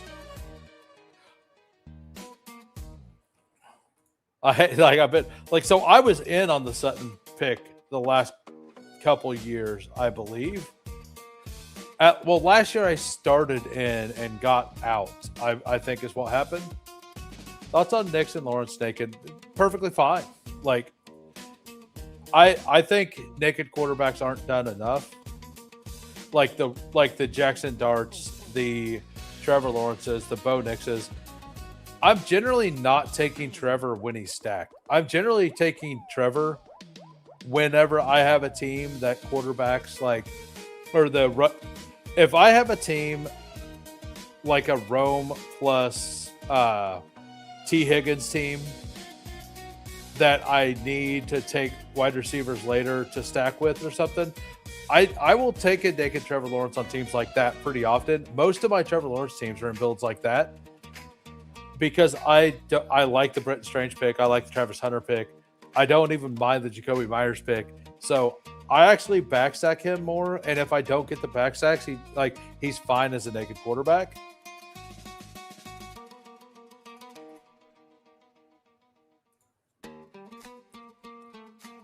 I disagree. I'm pretty and fine is okay. Like if you're saying it like whenever you ask somebody where they want to eat, they don't give you an answer and you give a suggestion and they say fine. Like if that's how you're saying that, yes. His price is fine. It's exactly fine. I'm fine with that. You know, that's Sutton's fine price. But I don't really Daniel Jones coming back would be fantastic. The Alec Pierce drafter, I think, is right there, though. No, that was Thad. So having both of these available, everybody 2 quarterback back here, I have my options. I could take a third. I did. Yeah, never mind. I didn't get. We're taking Britton Strange and closing this down. I'm fine. Yeah. Yeah. So I just think that Sutton, he's priced that he doesn't have end of season huge target share risk. I do agree that they're going to spread the ball out some, but I also think that Sean Payton offenses, when they have somebody that can be an alpha, they run it through an alpha. They just don't have anybody they believe can do that. So let's go with some Debo here. Let's just do the Diggs Debo thing. For the audio listeners, we have a 2-3-7-2 right now. We got Jackson Dart, Cam Ward, running backs Genty, Chase Brown, Javonte Williams, wide receivers Garrett Wilson, DJ Moore, DK Metcalf, Jordan Addison, Wandale, Stephon Diggs, Deebo Samuel, tight end Tyler Warren, Britton Strange. Like, we can go Geno, we can go Aaron Rodgers. We're good. We are good here.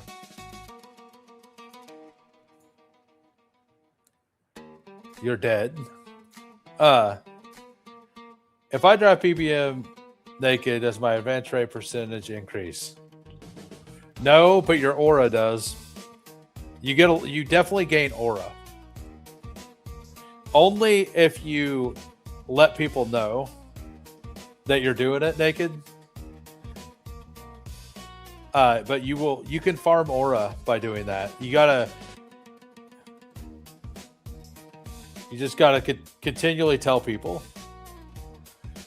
Just go into every Discord, every single Discord, and just type, I'm drafting naked. Farm aura, man. Do it. Fine.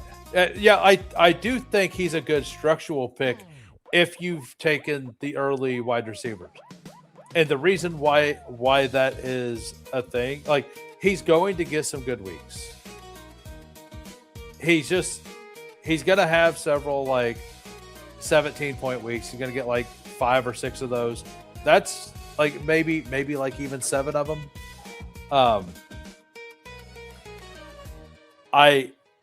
I think that he doesn't have that league-winning type upside, but not every pick has to be that either, right? So,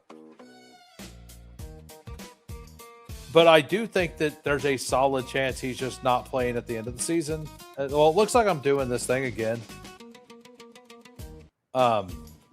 Geno Smith randomly go. Geno Smith never goes at this point, but it's all good. What's Adam have here? May Herbert, yeah, he's done. I don't need to worry about that. I need to stop taking.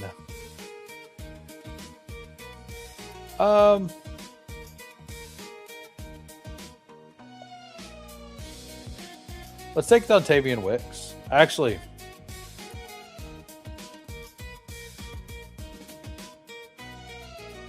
I'm just going to take Sean Tucker as my 4th and final running back here. He's going to have the goal line role. If something happens to Bucky or to Gainwell, I think he has a pretty solid role.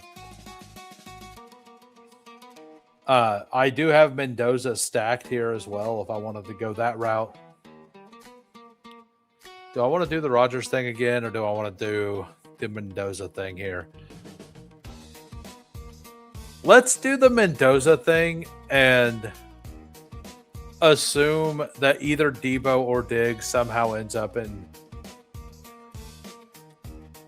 with the Raiders. By the way, if you're just popping in, if you can smash the like, that'd be fantastic. If you're here for NEZ, you got to go back to the beginning of the video. We did a Badge Bros Brawl on the first draft. We did a BBM on the second draft. It was an awesome time. Shout out NEZ. Also, if you're new to the channel, if you can smash the sub, that'd be awesome.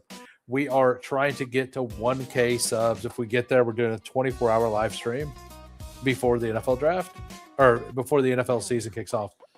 The fan base loves Sutton. Not sure about the coaching staff. Yeah. I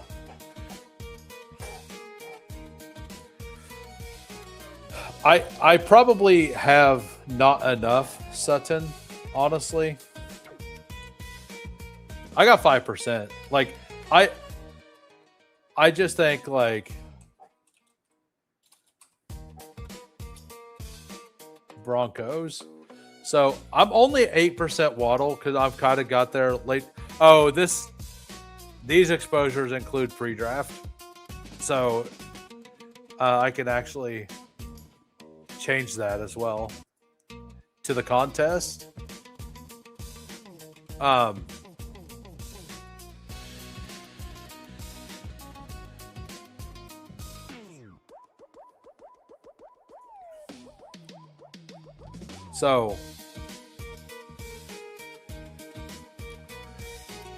hey, well, thank you for popping in, sir. Yeah, I hadn't seen you here. I hope you enjoy. Hope you stick around. Man, we got 42 watching. We even got 41 likes. You know, I think I may. Do you guys want another draft? Let me know. I think I'm in the mood to do another draft. Yeah, I think we're gonna do another fast. Like, we could do a puppy or an eliminator.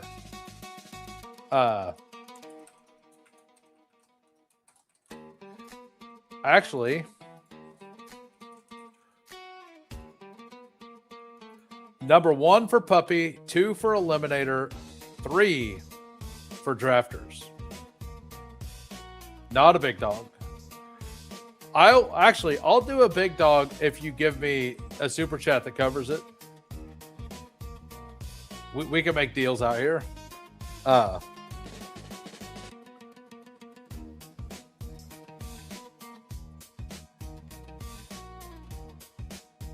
Copy. We are going with my boy Malachi Fields here. Always the plan was to take Fields on this team. I honestly think we're good at these wide receivers. DJ Moore, or like, this honestly feels good enough. I kind of think I have a free pick at the end of this draft.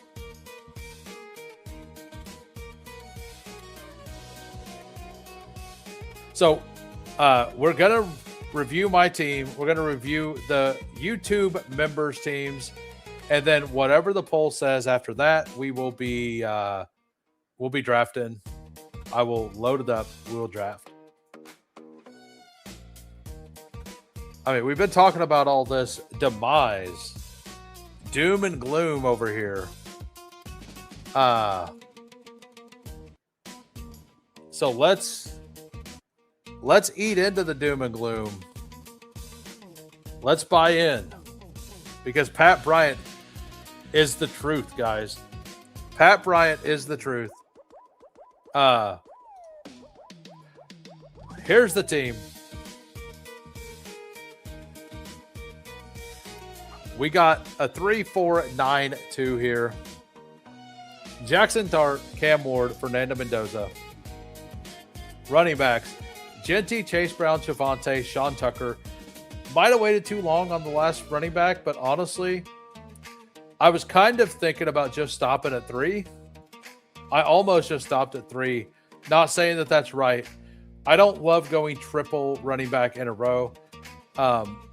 I think adding Tucker makes a lot of sense here, though, just to kind of help with the bye week stuff. It also gives it gives what the third really does is, if you get a spike from them in the playoff weeks, it helps advance this hyper fragile, and it still gives you the very strong like randomness at the wide receiver position on top of it. Wide receivers, we got Garrett Wilson, DJ Moore, DK Metcalf, Jordan Addison, Wan'Dale Robinson, Stephon Diggs, Deebo Samuel, Malachi Fields, Pat Bryant. A lot of names, a lot of targets, a lot of upside. Like DJ Moore, Garrett Wilson could be very mispriced. They could just be very correctly priced. Addison, Diggs, Deebo, definitely mispriced. Tyler Warren and Brenton Strange. Yeah. Not like a team I'm gonna like say is my favorite team, but definitely a team that like could do some work. We got Lutz here. We got a 3-6-7-2. We got Brock Purdy, Bryce Young, and Geno Smith. Running backs: Jahmyr Gibbs, Jeremiah Love, Breece Hall, Jaden Blue, Katron Allen, and Jordan James. I'll be curious to see why you added the 6th over another position, because like Gibbs, Love, and Breece, is a lot of capital. Like, especially the 101 specifically. And then we got Jamison Williams, Parker Washington, Mekhi Lemon, Ricky Pearsall. So you got that game stacked out. Rashid Shaheed, Omar Cooper, Jalen Naylor. Loveland Kincaid's really good. I definitely would have added another receiver here. For sure would have added another. Like, this definitely doesn't feel strong enough at wide receiver. It's not quite enough for the big dog boner, but good try. If she got that end zone, I'm diving in deep smoothly. I mean, if the entire, like, I don't even think I have enough money. I don't have enough money in the account to do one, honestly.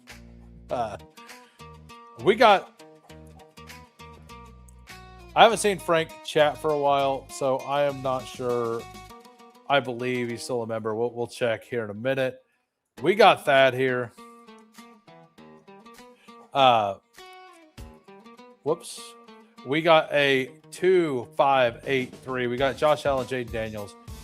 Running back, Josh Jacobs, Bucky Irving, Kyle Monungai, Jonah Coleman, Brian Robinson. That feels very strong. Like, acting like Bucky's a fourth-round pick here. Like, when I draft him, I think that's kind of how you want to do it. Like, you want to just act like he's mispriced. And you're doing that with both of these guys. You're acting like both of these guys are mispriced because they were going earlier, right? And then wide receiver, Amon Ra, A.J. Brown, Alec Pierce, Matthew Golden, Casey Concepcion, Zachariah Branch, Darnell Mooney, Keon Coleman, tight end, Jake Ferguson, Chris Chig, and Gadsden. So you got the double elite quarterback, and I think you pulled it off. I think it works. You got the stack there with Chig. You also got Kincaid, right? Oh, no, you got Keon. Kincaid was the team before that. Yeah, no, this works. Nice team there by Thad. Then we got Boner. We got the Boner. We got 3-5-7-3 here. We got Trevor Lawrence, Malik Willis, C.J. Stroud. Running back, James Cook, Travis, Bayshaw Tootin, Rashad White, Chris Rodriguez. Feels good. Wide receiver, C.D. Lamb, T. Higgins, Roma Dunze, Jaden Reed, Jacoby Meyer, Denzel Boston, Malik Washington. Then tight ends, Dulcich, like, I'm not comfortable going this late at tight end. That doesn't mean it can't work. Stuff like this works for some people every year. Every single year, there's a really, really good pick at the end of the rooms. Like, if you're just fishing all of your rooms to try to find some of those guys, it makes sense. Yeah, this is very strong. Every position strong. I really like the Bayshaw Tootens falling to the back end of the fifth round now.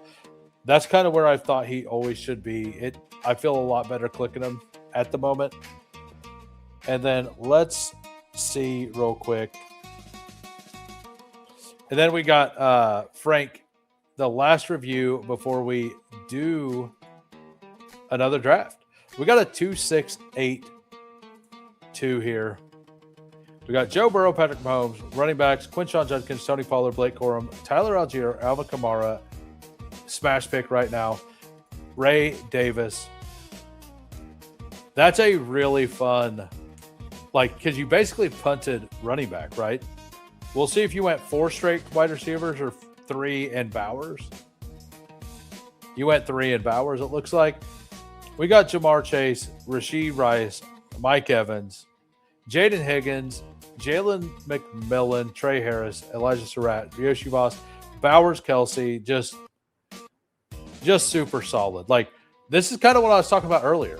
I like these double anchor, and like you can kind of build this as a triple anchor wide receiver build. And if you just stop, even with a Bowers there, you could still fit one solid running back in and then get some guys who are going to get volume. And it doesn't feel that gross. I like this team. I build teams like this quite often. I'm a big big fan of that team. But all right, let's look and see what the poll is. We got everybody in on the puppy. And by everybody, I mean we only had 6 votes. So deleting the poll. We're jumping in another puppy, everybody. A fast puppy, not a slow puppy. We don't do no slows over here. Nuh-uh. Slows, not in the cards, guys. But we're going to jump in. And we're going to jump in 15 seconds. Bestball Degens, we never leave the line. Fury, endless, breaks, relentless, fantasy, reigns. Who waits? Immortal.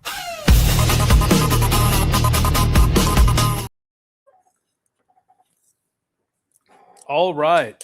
Let's see who got in. We're back at the pack again. We got the 12. We got Bestball on call at the 11. Thad at the 10. Top Gun back at the 9. Hallie at the 8. King Caleri. Is it Caleri? Because I think Caleri sounds best. Or is it Calorie, like other people say? We got Lutovsky at the 2 and JT at the 1. You guys can stay at the front. Stay away from me. Stay at the front, guys. Let's go, says Hallie. I figured as much. Wild Room. Like burning calories? King Calories? I'm going to say Caleri. You're Caleri to me. I said it. I'm going to make it. I'm changing your name, sir. Sorry. You're here. I know you're here for the view, but like, we can't have that. You're Caleri. That's end of story. Am I early? Let's JT got the 1. Let's give him a little. His favorite music. My man. Yeah, Lutovsky's here. Oh, you got the 12. Yeah, it might be an entire group. By the way, if you're new to the channel, if you could smash the sub, that'd be great. We're trying to get to 1,000 subs. Trying to do a 24-hour live stream before NFL kickoff. Thanks, everybody, for the super chats. It's been awesome to have some super chats out here. Got a dupe. Good luck. Hey, he says he's going to dupe. Should I build a wild team? Let's build a team that he might be able to do.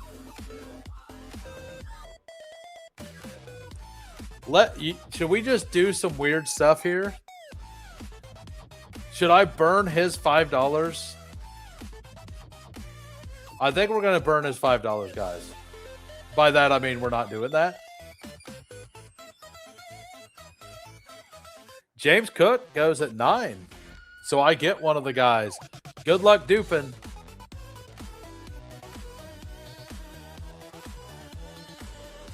All right, so we're going to take Genty.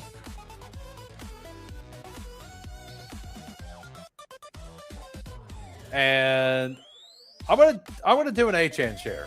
I haven't done a lot of HN. Let's just take an HN share. Good luck, sir.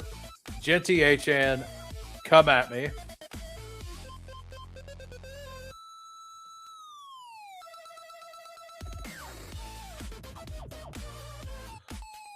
You just did one? What did you do?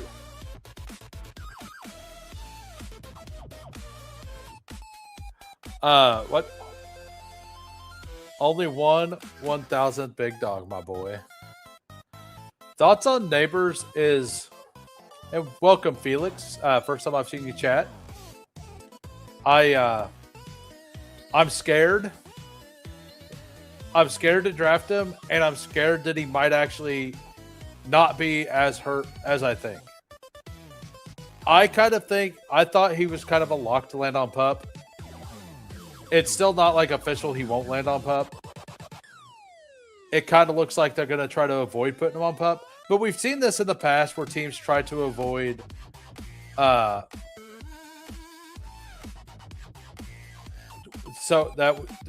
they try to avoid putting these people on pup, and then they end up putting them on later because it is that they're definitely going to miss. Because I don't think they have to declare them on pup until the week before the season starts, right? Like, yeah, they're super fun. Like the Badge Bros Brawls are super fun. Love the one that we done with NEZ today. NEZ was such a great guest.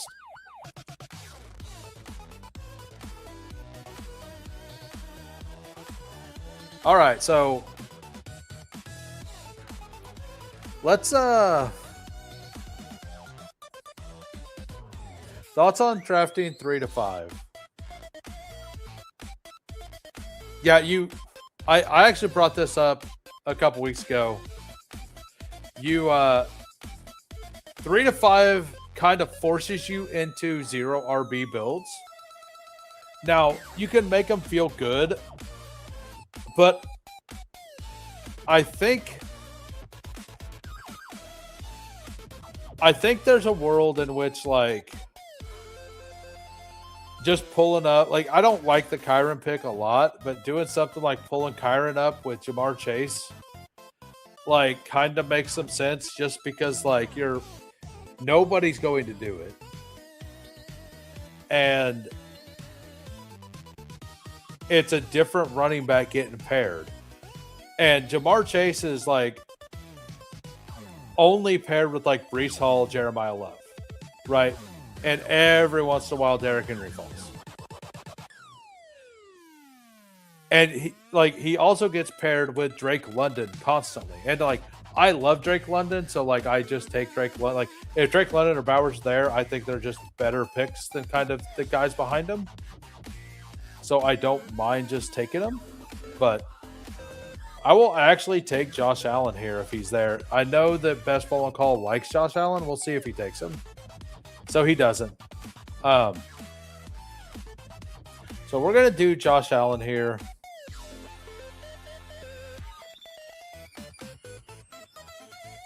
Do I want to go?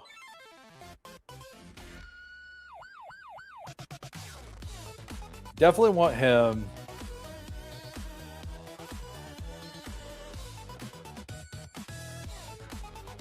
I think.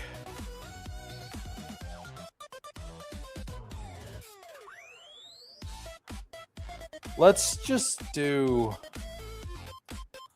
Ted. Oh, let's do Waddle. I'm gonna do Waddle.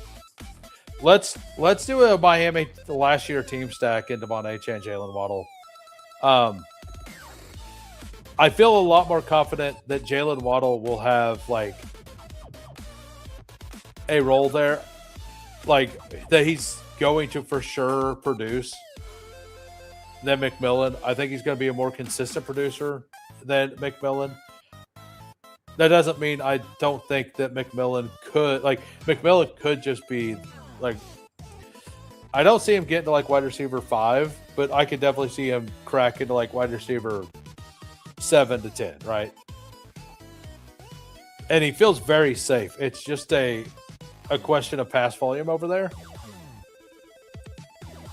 Oh, nice. You're MCH. I've seen you in some drafts. I've never seen you talk. It might be the first time I've seen you in a draft on stream, though. Thanks for popping in. How we doing? First time in a draft, I will review your team. After the first draft, only after the first draft, it's only YouTube members that I review. Make it a good one. Make it a good one. All right, after JT's 2 picks, we will be changing the music.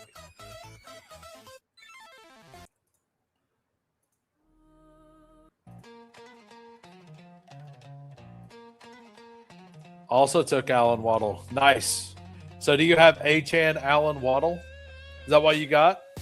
I'm assuming you have Achane and a different player, basically.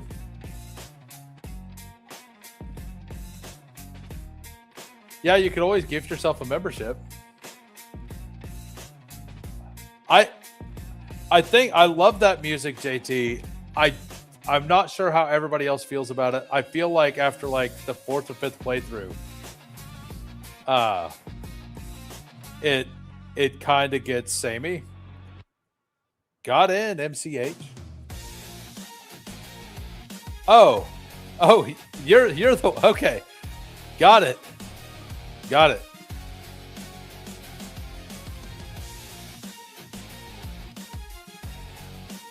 Yeah, I only have like I do have a second account on here. Might be making a new channel soon. I don't ever do the tabbing in and out of stuff like some people do. It is sad that DJ Moore didn't make it in this room. I mean, I would love Cardinal Tate. I would love Roma Dunze. I would love any of these running backs. We might like super push wide receiver here if we have to. If these two receivers go, we're pushing running. Like we're gonna take these two running backs. We're pushing.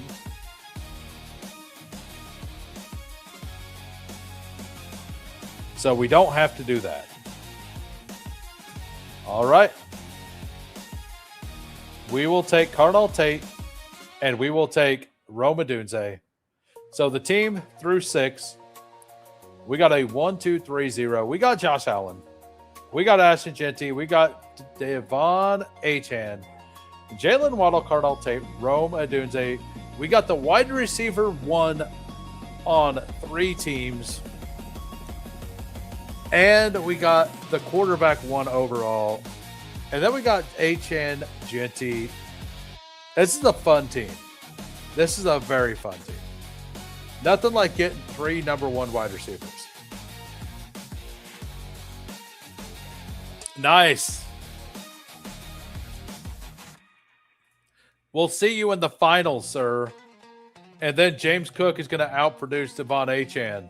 So something I'm actively avoiding doing is the Achan Josh Allen thing.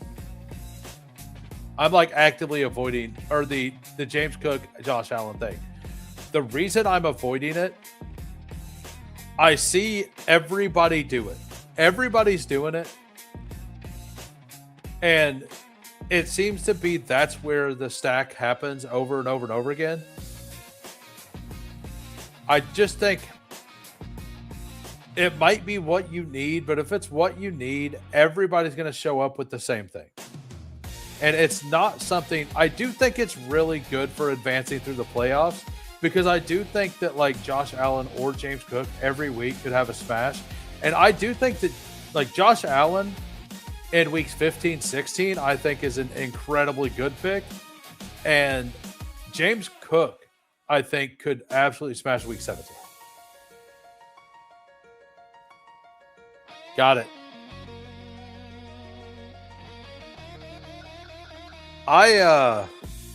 That's been my rule. He just doesn't fall to round 4 in any drafts I do.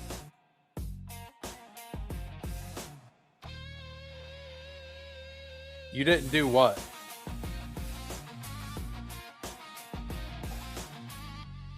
What did I not didn't do did guy?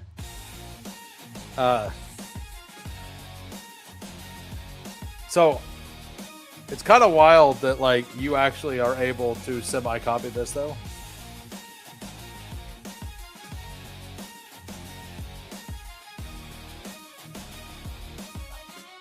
Right. I'm just saying that I'm actively avoiding James Cook, like with Josh Allen, because of those reasons.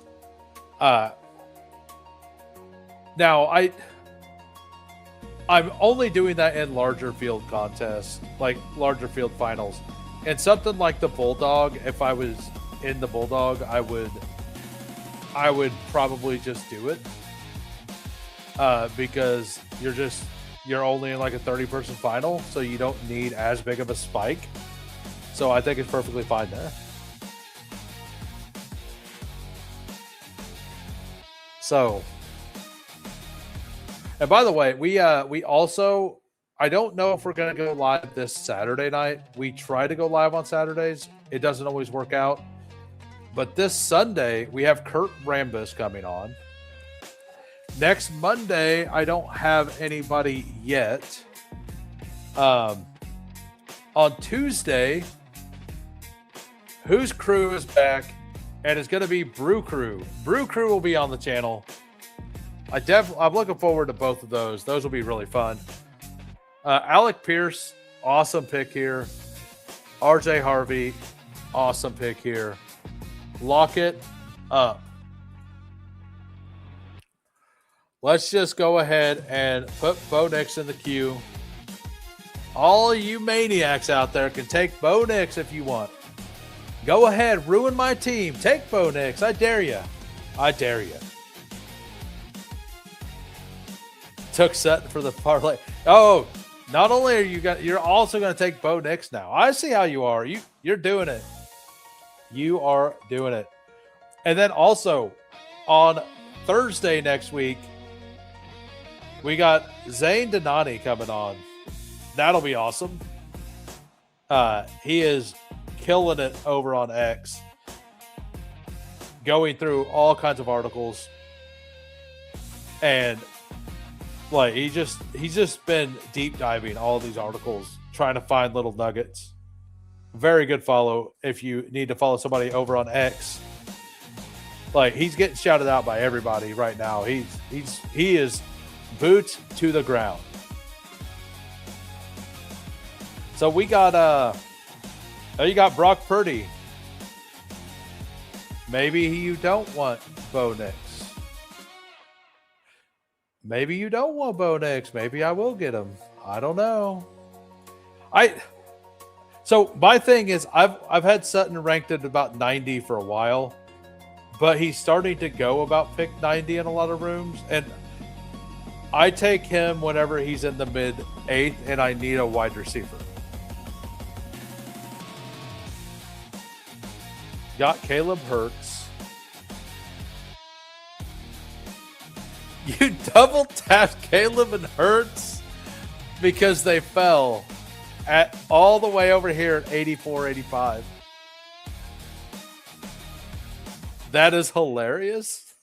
That's hilarious. I couldn't take Caleb because Too Crispy 916 over here is a Luther Burden truther. Luther Burden, DeAndre Swift, Caleb Williams.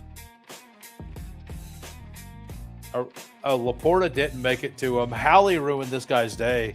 Good job, Hallie. Good job ruining Too Crispy's day. Too Crispy.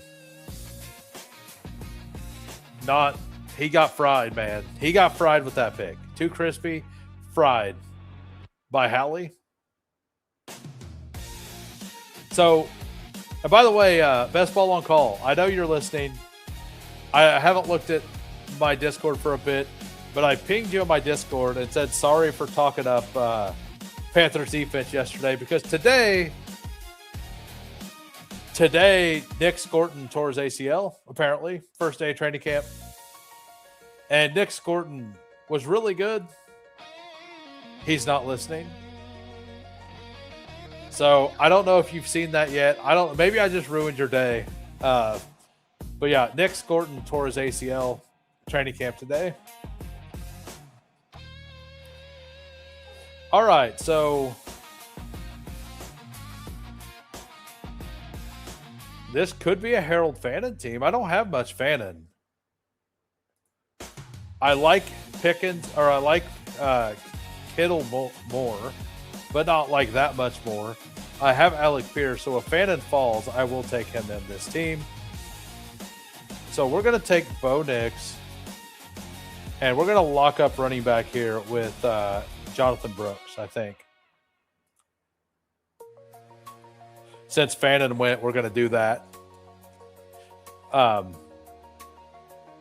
I feel pretty solid with this group of wide receivers. It's not like the safest feeling, but I'm getting I'm probably going 9 receivers again, honestly. Probably 8, actually. It's probably what, a 2.583, something like that. Probably a 2.583.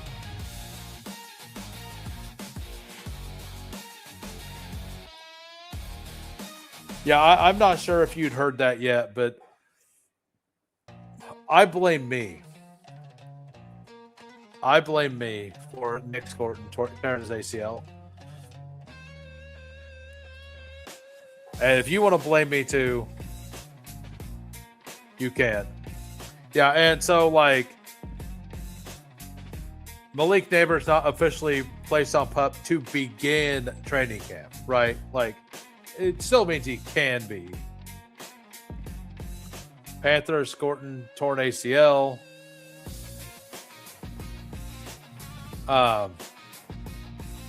Panthers hope Jonathan Brooks can form a 1-2 punch with Chuba Hubbard early in the season, with the potential to become the lead back. We heard that a month ago, but it's back.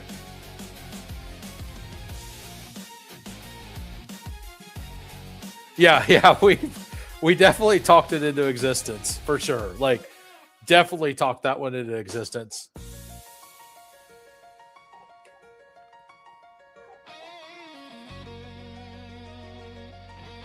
So we got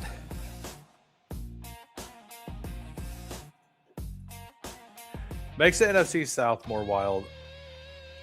I mean, I'm very in on the NFC South. Like, I did a team yesterday off stream. I posted it to my Discord. By the way, if you guys aren't in my Discord, there's a link to my Discord in the descriptions of the video. It's a free Discord. Go in there. We talk ball. We share teams. We do. It's pretty active. We do a lot of different things. I have a little center there for if you're a content creator, you can post that you're going live. It's called Crew Media. So like Fantasy Fitness, if you want to jump in there to to post when you're going live. My only rule is like don't post when I'm live, that you're live. That's basically it. Or like within the first couple hours that I'm live, you know? All right, so it doesn't like Shaheed, but I don't mind Shaheed here. And we're just going to take Dallas Goedert, who is mispriced. So for the audio listeners, we got a 2-4-5-1. We got Josh Allen. We got Bo Nix. We got Ashton Genty, Devon Achane, double anchor, RJ Harvey, Jonathan Brooks, wide receiver, Jalen Waddle, Carnell Tate, Roma Dunze, Alec Pierce, and Shaheed. Tight ends, Dallas Goedert. I'm looking for that team real quick.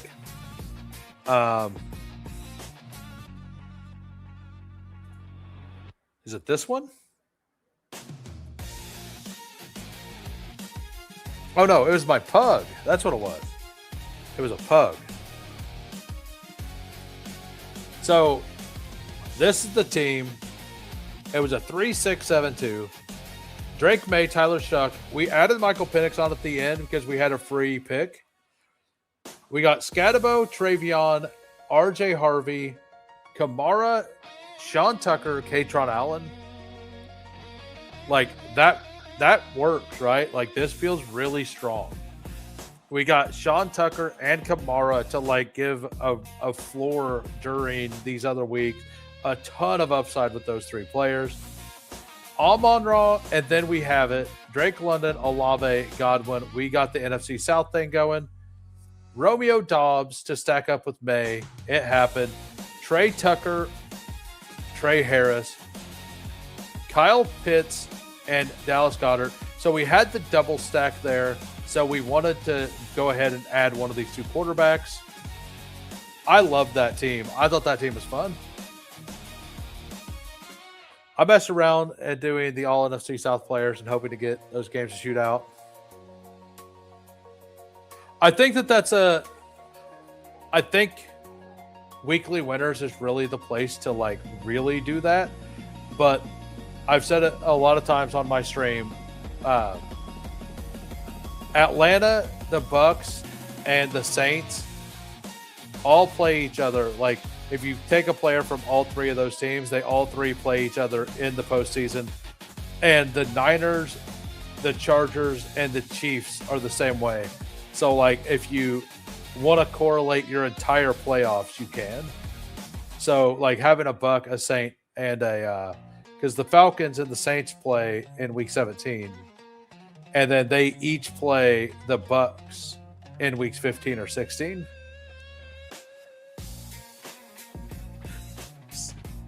So if you have like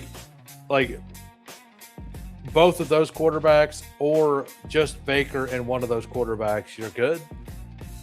Basically, any two of those quarterbacks, you have stacked correlation all the way through. Hunter Henry would be badass for this team. Jalen Naylor would be ass for any team. So we're going to take him.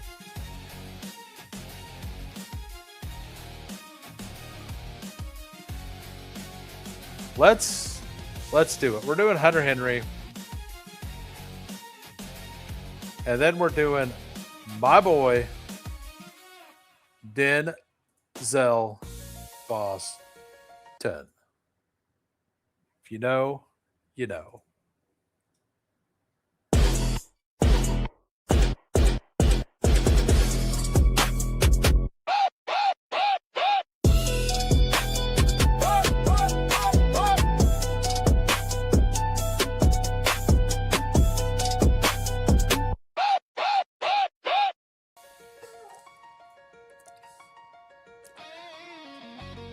I don't know who said that, but they sound like a smart guy.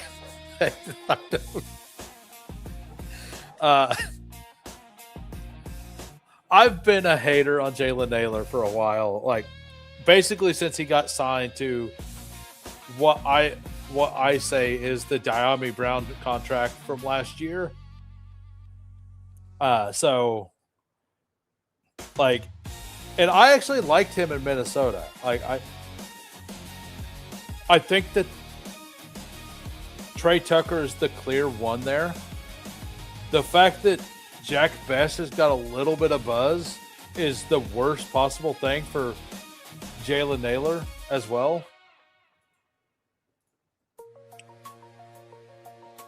I don't know, man. I mean, I avoided Jalen Naylor, so I'm winning, right? Like, I avoided the Jalen Naylor death bomb right in the middle of these drafts.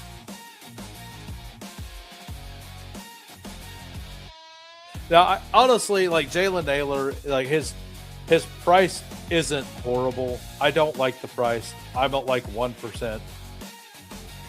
I just don't think wide receiver 2 is something I want to do anything for in that offense, knowing that they're going to have a rookie quarterback late in the season, most likely, and be a run first team with a running back that's really good at catching the ball.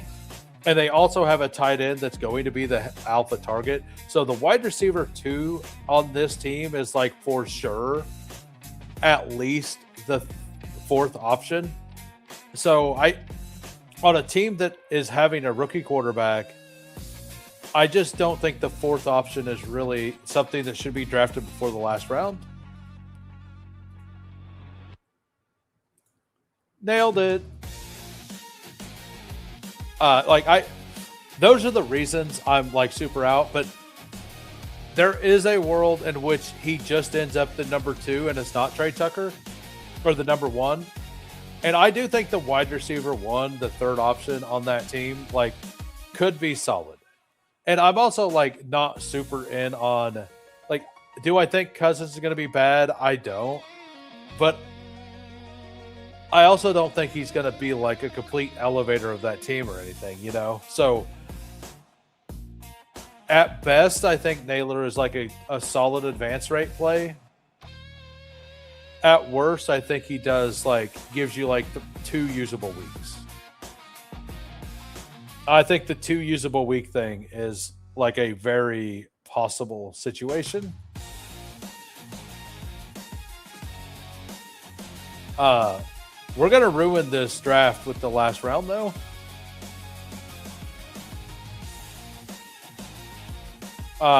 I mean, you just listen to what the team's saying, man. Like, I'm following what the team's saying more than anything else. I've been trying to get a lot more Dontavian Wicks. I know I have Jeremy ranked above. I need to move him down a little. I need to get my last tight end also.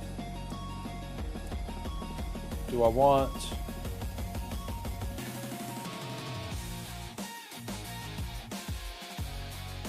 You know, I never take Hawk. Let's do Hawk here. I don't really like the Hawkinson bet a lot. I don't think he's a player I should have like 1 or 2% of though. I think I'm at like 3. I think 4 to 5 makes more sense. Well, right, like that's what I'm saying. Like their number 1 target is going to be Bowers. Their number 2 target is going to be Genty. Their number 3 target is whoever their wide receiver 1 ends up being. Oh, you have Kyler. My bad. My bad. I'm not paying attention to your team. My bad. Hey, guess what? This is what you get for taking Harold Fannin, sir. If you didn't take Harold Fannin there and you took your boy, Jonathan Brooks, being a Panthers fan, like, your hatred to Jonathan Brooks caused that pick. Like, this was done by you, not by me. I'm just over here trying to get a Harold Fannin team stacked up with Alec Pierce, and you're just over here sniping me. Well, guess what, buddy? We snipe back. Even if it's not intentional, we snipe back. Yeah. No, I was always like, if you rewind the tape, I said very early this is going to be a 2-4-8-3 team, most likely, which doesn't even add up to the right amount of people. But who's counting? Not me, obviously. No, I think no interest in the Vegas wide receiver 1 is wrong. I do think that, like, let's say the offense does improve. Like, I think if you have Bowers or Genty on a team, like adding Trey Tucker or Jalen Naylor, whichever one you think is going to be the wide receiver 1, is a very good bet. Because if the offense is moving, like, if the offense doesn't work, like, if you don't have one of those other players, if those 2 players aren't performing, Trey Tucker will not perform, is how I look at it. That doesn't mean you can't just take Trey Tucker because he's wide receiver 1. Like, he's going to get like 100 targets, most likely. Are we drafting Keenan Allen? I took my first share of him yesterday. It sounds like he's definitely going to play this year, you know. I'll tell you who you can snipe me on, though. You're up. You're up, Bestball on call. If you want revenge, claim it. If you want revenge, claim it. It's on you. You have plenty of time. You can do it. Do you want revenge or not?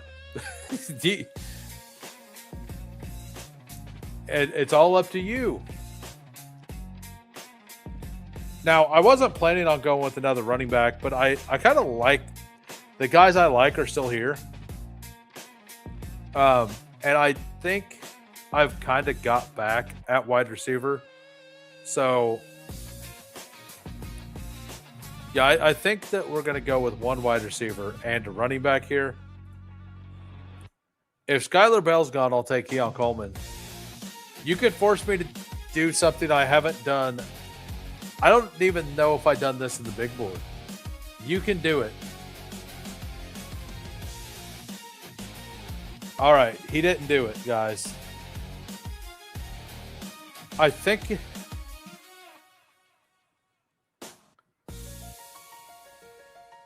I want the Jordan James pick. Yeah. All right, so we got a 2-5-8-3 here. We got Josh Allen, Bo Nix. Running backs, Genty, Achane, Harvey, Brooks, Jordan James. Just heavily leaning in on these two. I don't take much Achane, and whenever I take a player I don't take a lot of, I fully lean into they're going to super smash the season. That's what we're doing here. And then I took a bunch of players I like alongside of them. With Jalen Waddle, Carnell Tate, Roma Dunze, Alec Pierce, Rashid Shaheed, Denzel Boston, Dontavian Wicks, Mr. 42-point Week 17. If you were here for it, you were here for it. Skylar Bell, tight end, Dallas Goedert, Hunter Henry, T.J. Hawkinson. Pretty solid team. Pretty solid team. By the way, if you guys are new to the channel, if you could smash the like and the sub, it would be great. I go live every Monday through Thursday, 4 p.m. Central. I go live every Sunday at 6:30 p.m. Central. This Sunday, we have Kurt Rambis coming on. That'll be a blast. That'll be a blast. Waiting on the draft to finish. We will review the members, and then we will get out of here. We got JT. We got...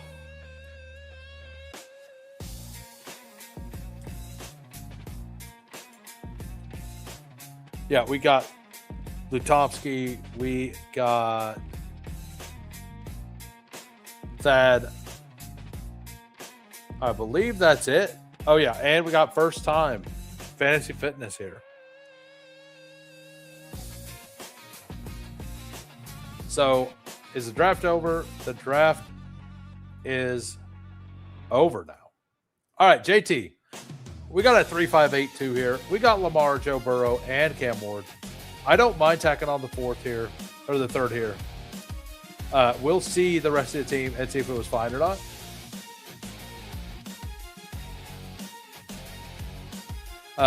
I agree. I do the same. Yeah. Yeah.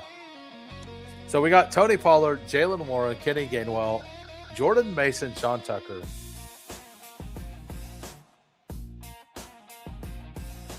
I probably wanted another running back here without looking at the rest of this. I want one more guy. You don't have a lot of capital there. We'll see if it should have been Cam Ward or not. I don't hate the Cam Ward. I think it was probably, you probably ended up with too much tight end capital. This might be like it's probably not a McBride Bowers team, but we got Jamar, we got Zay, we got T. So you did the full game stack there. Wandale, Jalen McMillan, Adonai Mitchell, Calvin Ridley, Elijah Surratt, Andrews, and Freiermuth. So did you pull Joe Burrow all the way up? That's what you did.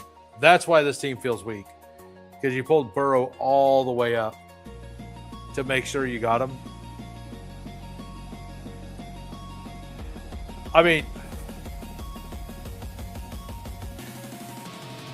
I think the Wandale pick should have been another running back, and you should have just taken whatever wide receiver came back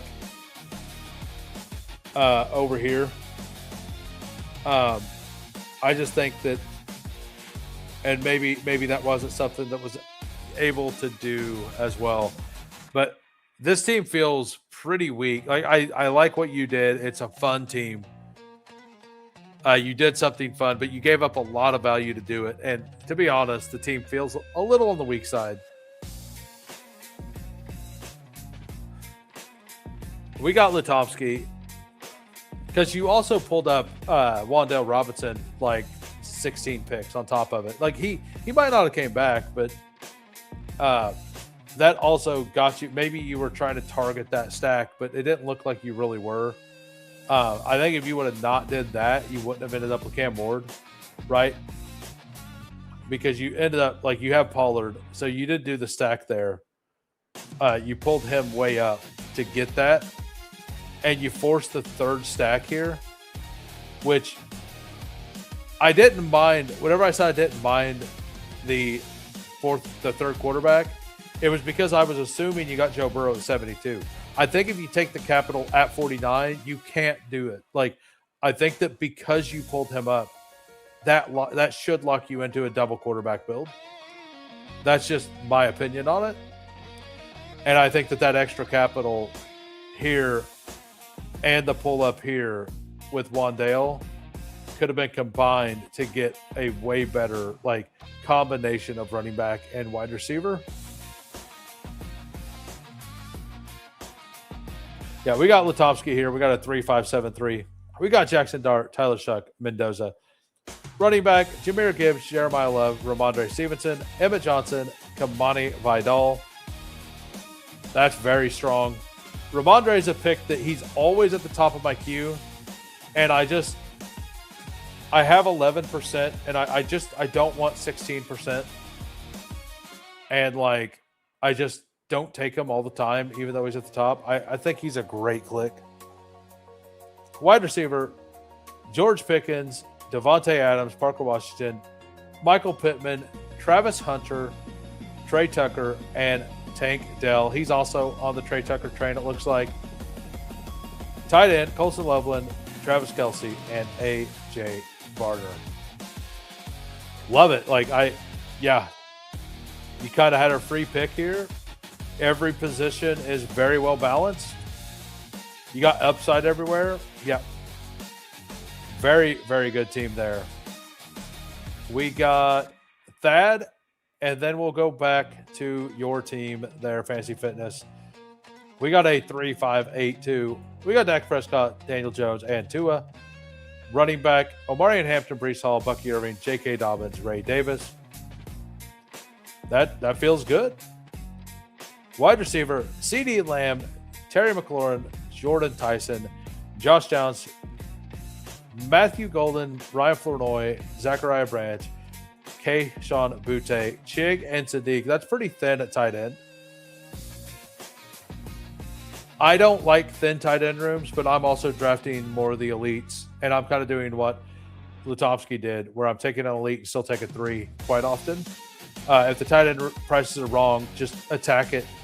Like, take an early one and still just hit the flex with it if that position projects for more points than the guys around them. I like the team a lot. I personally wanted the third tight end there. I think you could have foregone like any of these 3 picks for the third tight end. But like overall, like it could just be that I want more tight end than anybody else. And then we got MCH, first time in here.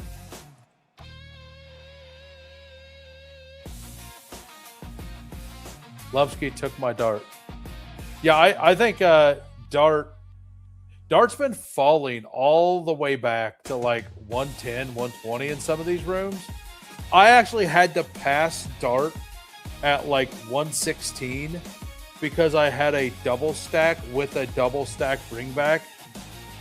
And like I'd built out the I think it was a Bijan.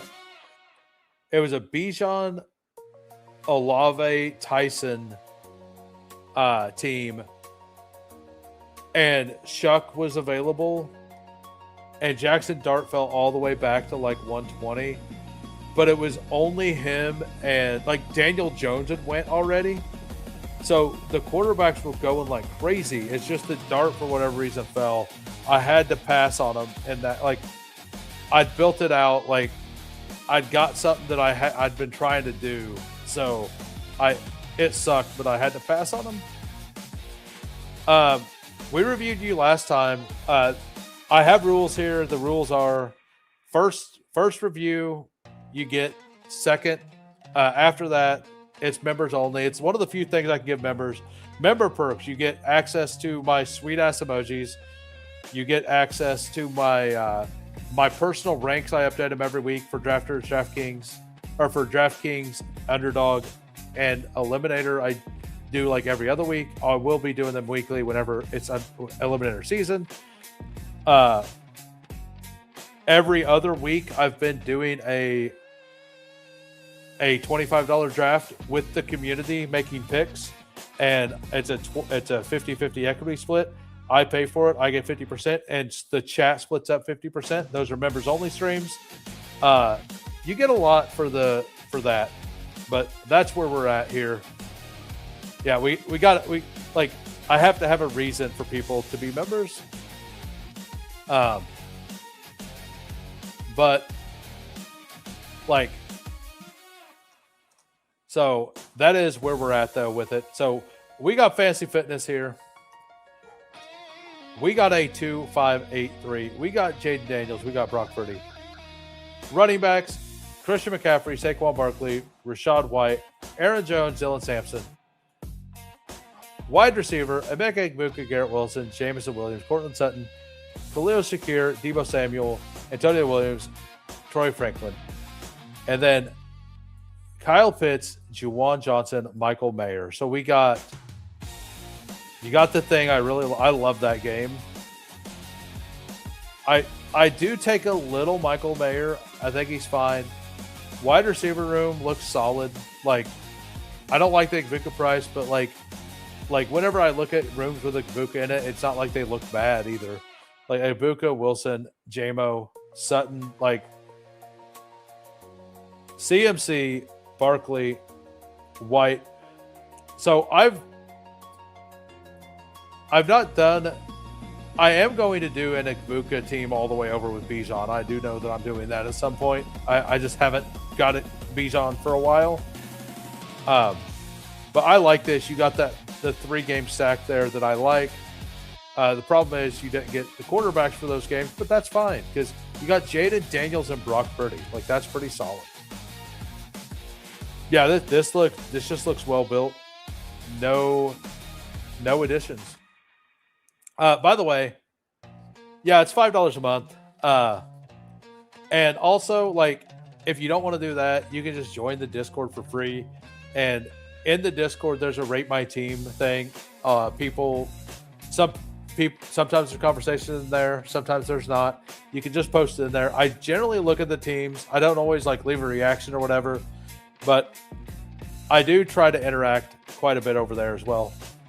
Yeah, it's the normal $5 a month, like most subscriptions on YouTube are. But I can't, like, rules are rules. If you're planning on doing it, I can go ahead and review. I don't know if you're in a spot. Like, I know that sometimes you can't, for whatever reason, like Apple's weird and it's hard to buy membership sometimes. I drafted for the Baltimore Cincy Pitt.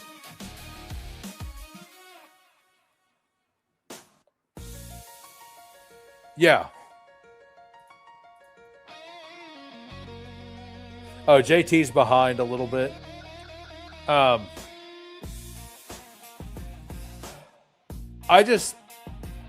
feel like you don't, like, I feel like everything's okay. Sort of. Like, if your tight ends were stronger, I would think it's like on the borderline of okay because of the running back. The running backs don't feel strong enough to also not have tight end, is all. No, I'm not doing it as a living. I'm doing this for fun, man. Like, I make a little bit of money at this now. Like, I've literally been doing, like, I didn't make any money until 2 months ago. And, like, to be honest with you, I don't make much. Like, what I make doesn't even pay for the drafts I do. So, like, but I can't review, like, I had to make a caveat because literally most of my rooms, like, if I were to review all non-members, we would have 4 more reviews. And generally I'm doing more drafts, and it takes a lot of time. Yeah, exactly. Like, it just, like, helps pay for the product and the things that I'm doing. Like, I just like doing it. Love the community. But that's what we're here for. Anyway, we are done for the night. We've been on for almost 3 hours now. I want to thank everybody for coming out. If you're new and you enjoy the content, go ahead and hit that sub. I want to be back on for sure on Sunday night with Kurt Rambis. I will be back on, and that'll be 6:30 p.m. Central Time. And then next week, every Monday through Thursday, 4 p.m. Central, I'm live. I'll see y'all then. I'll be talking to some of you guys in the Discord throughout. Have a great day. Peace.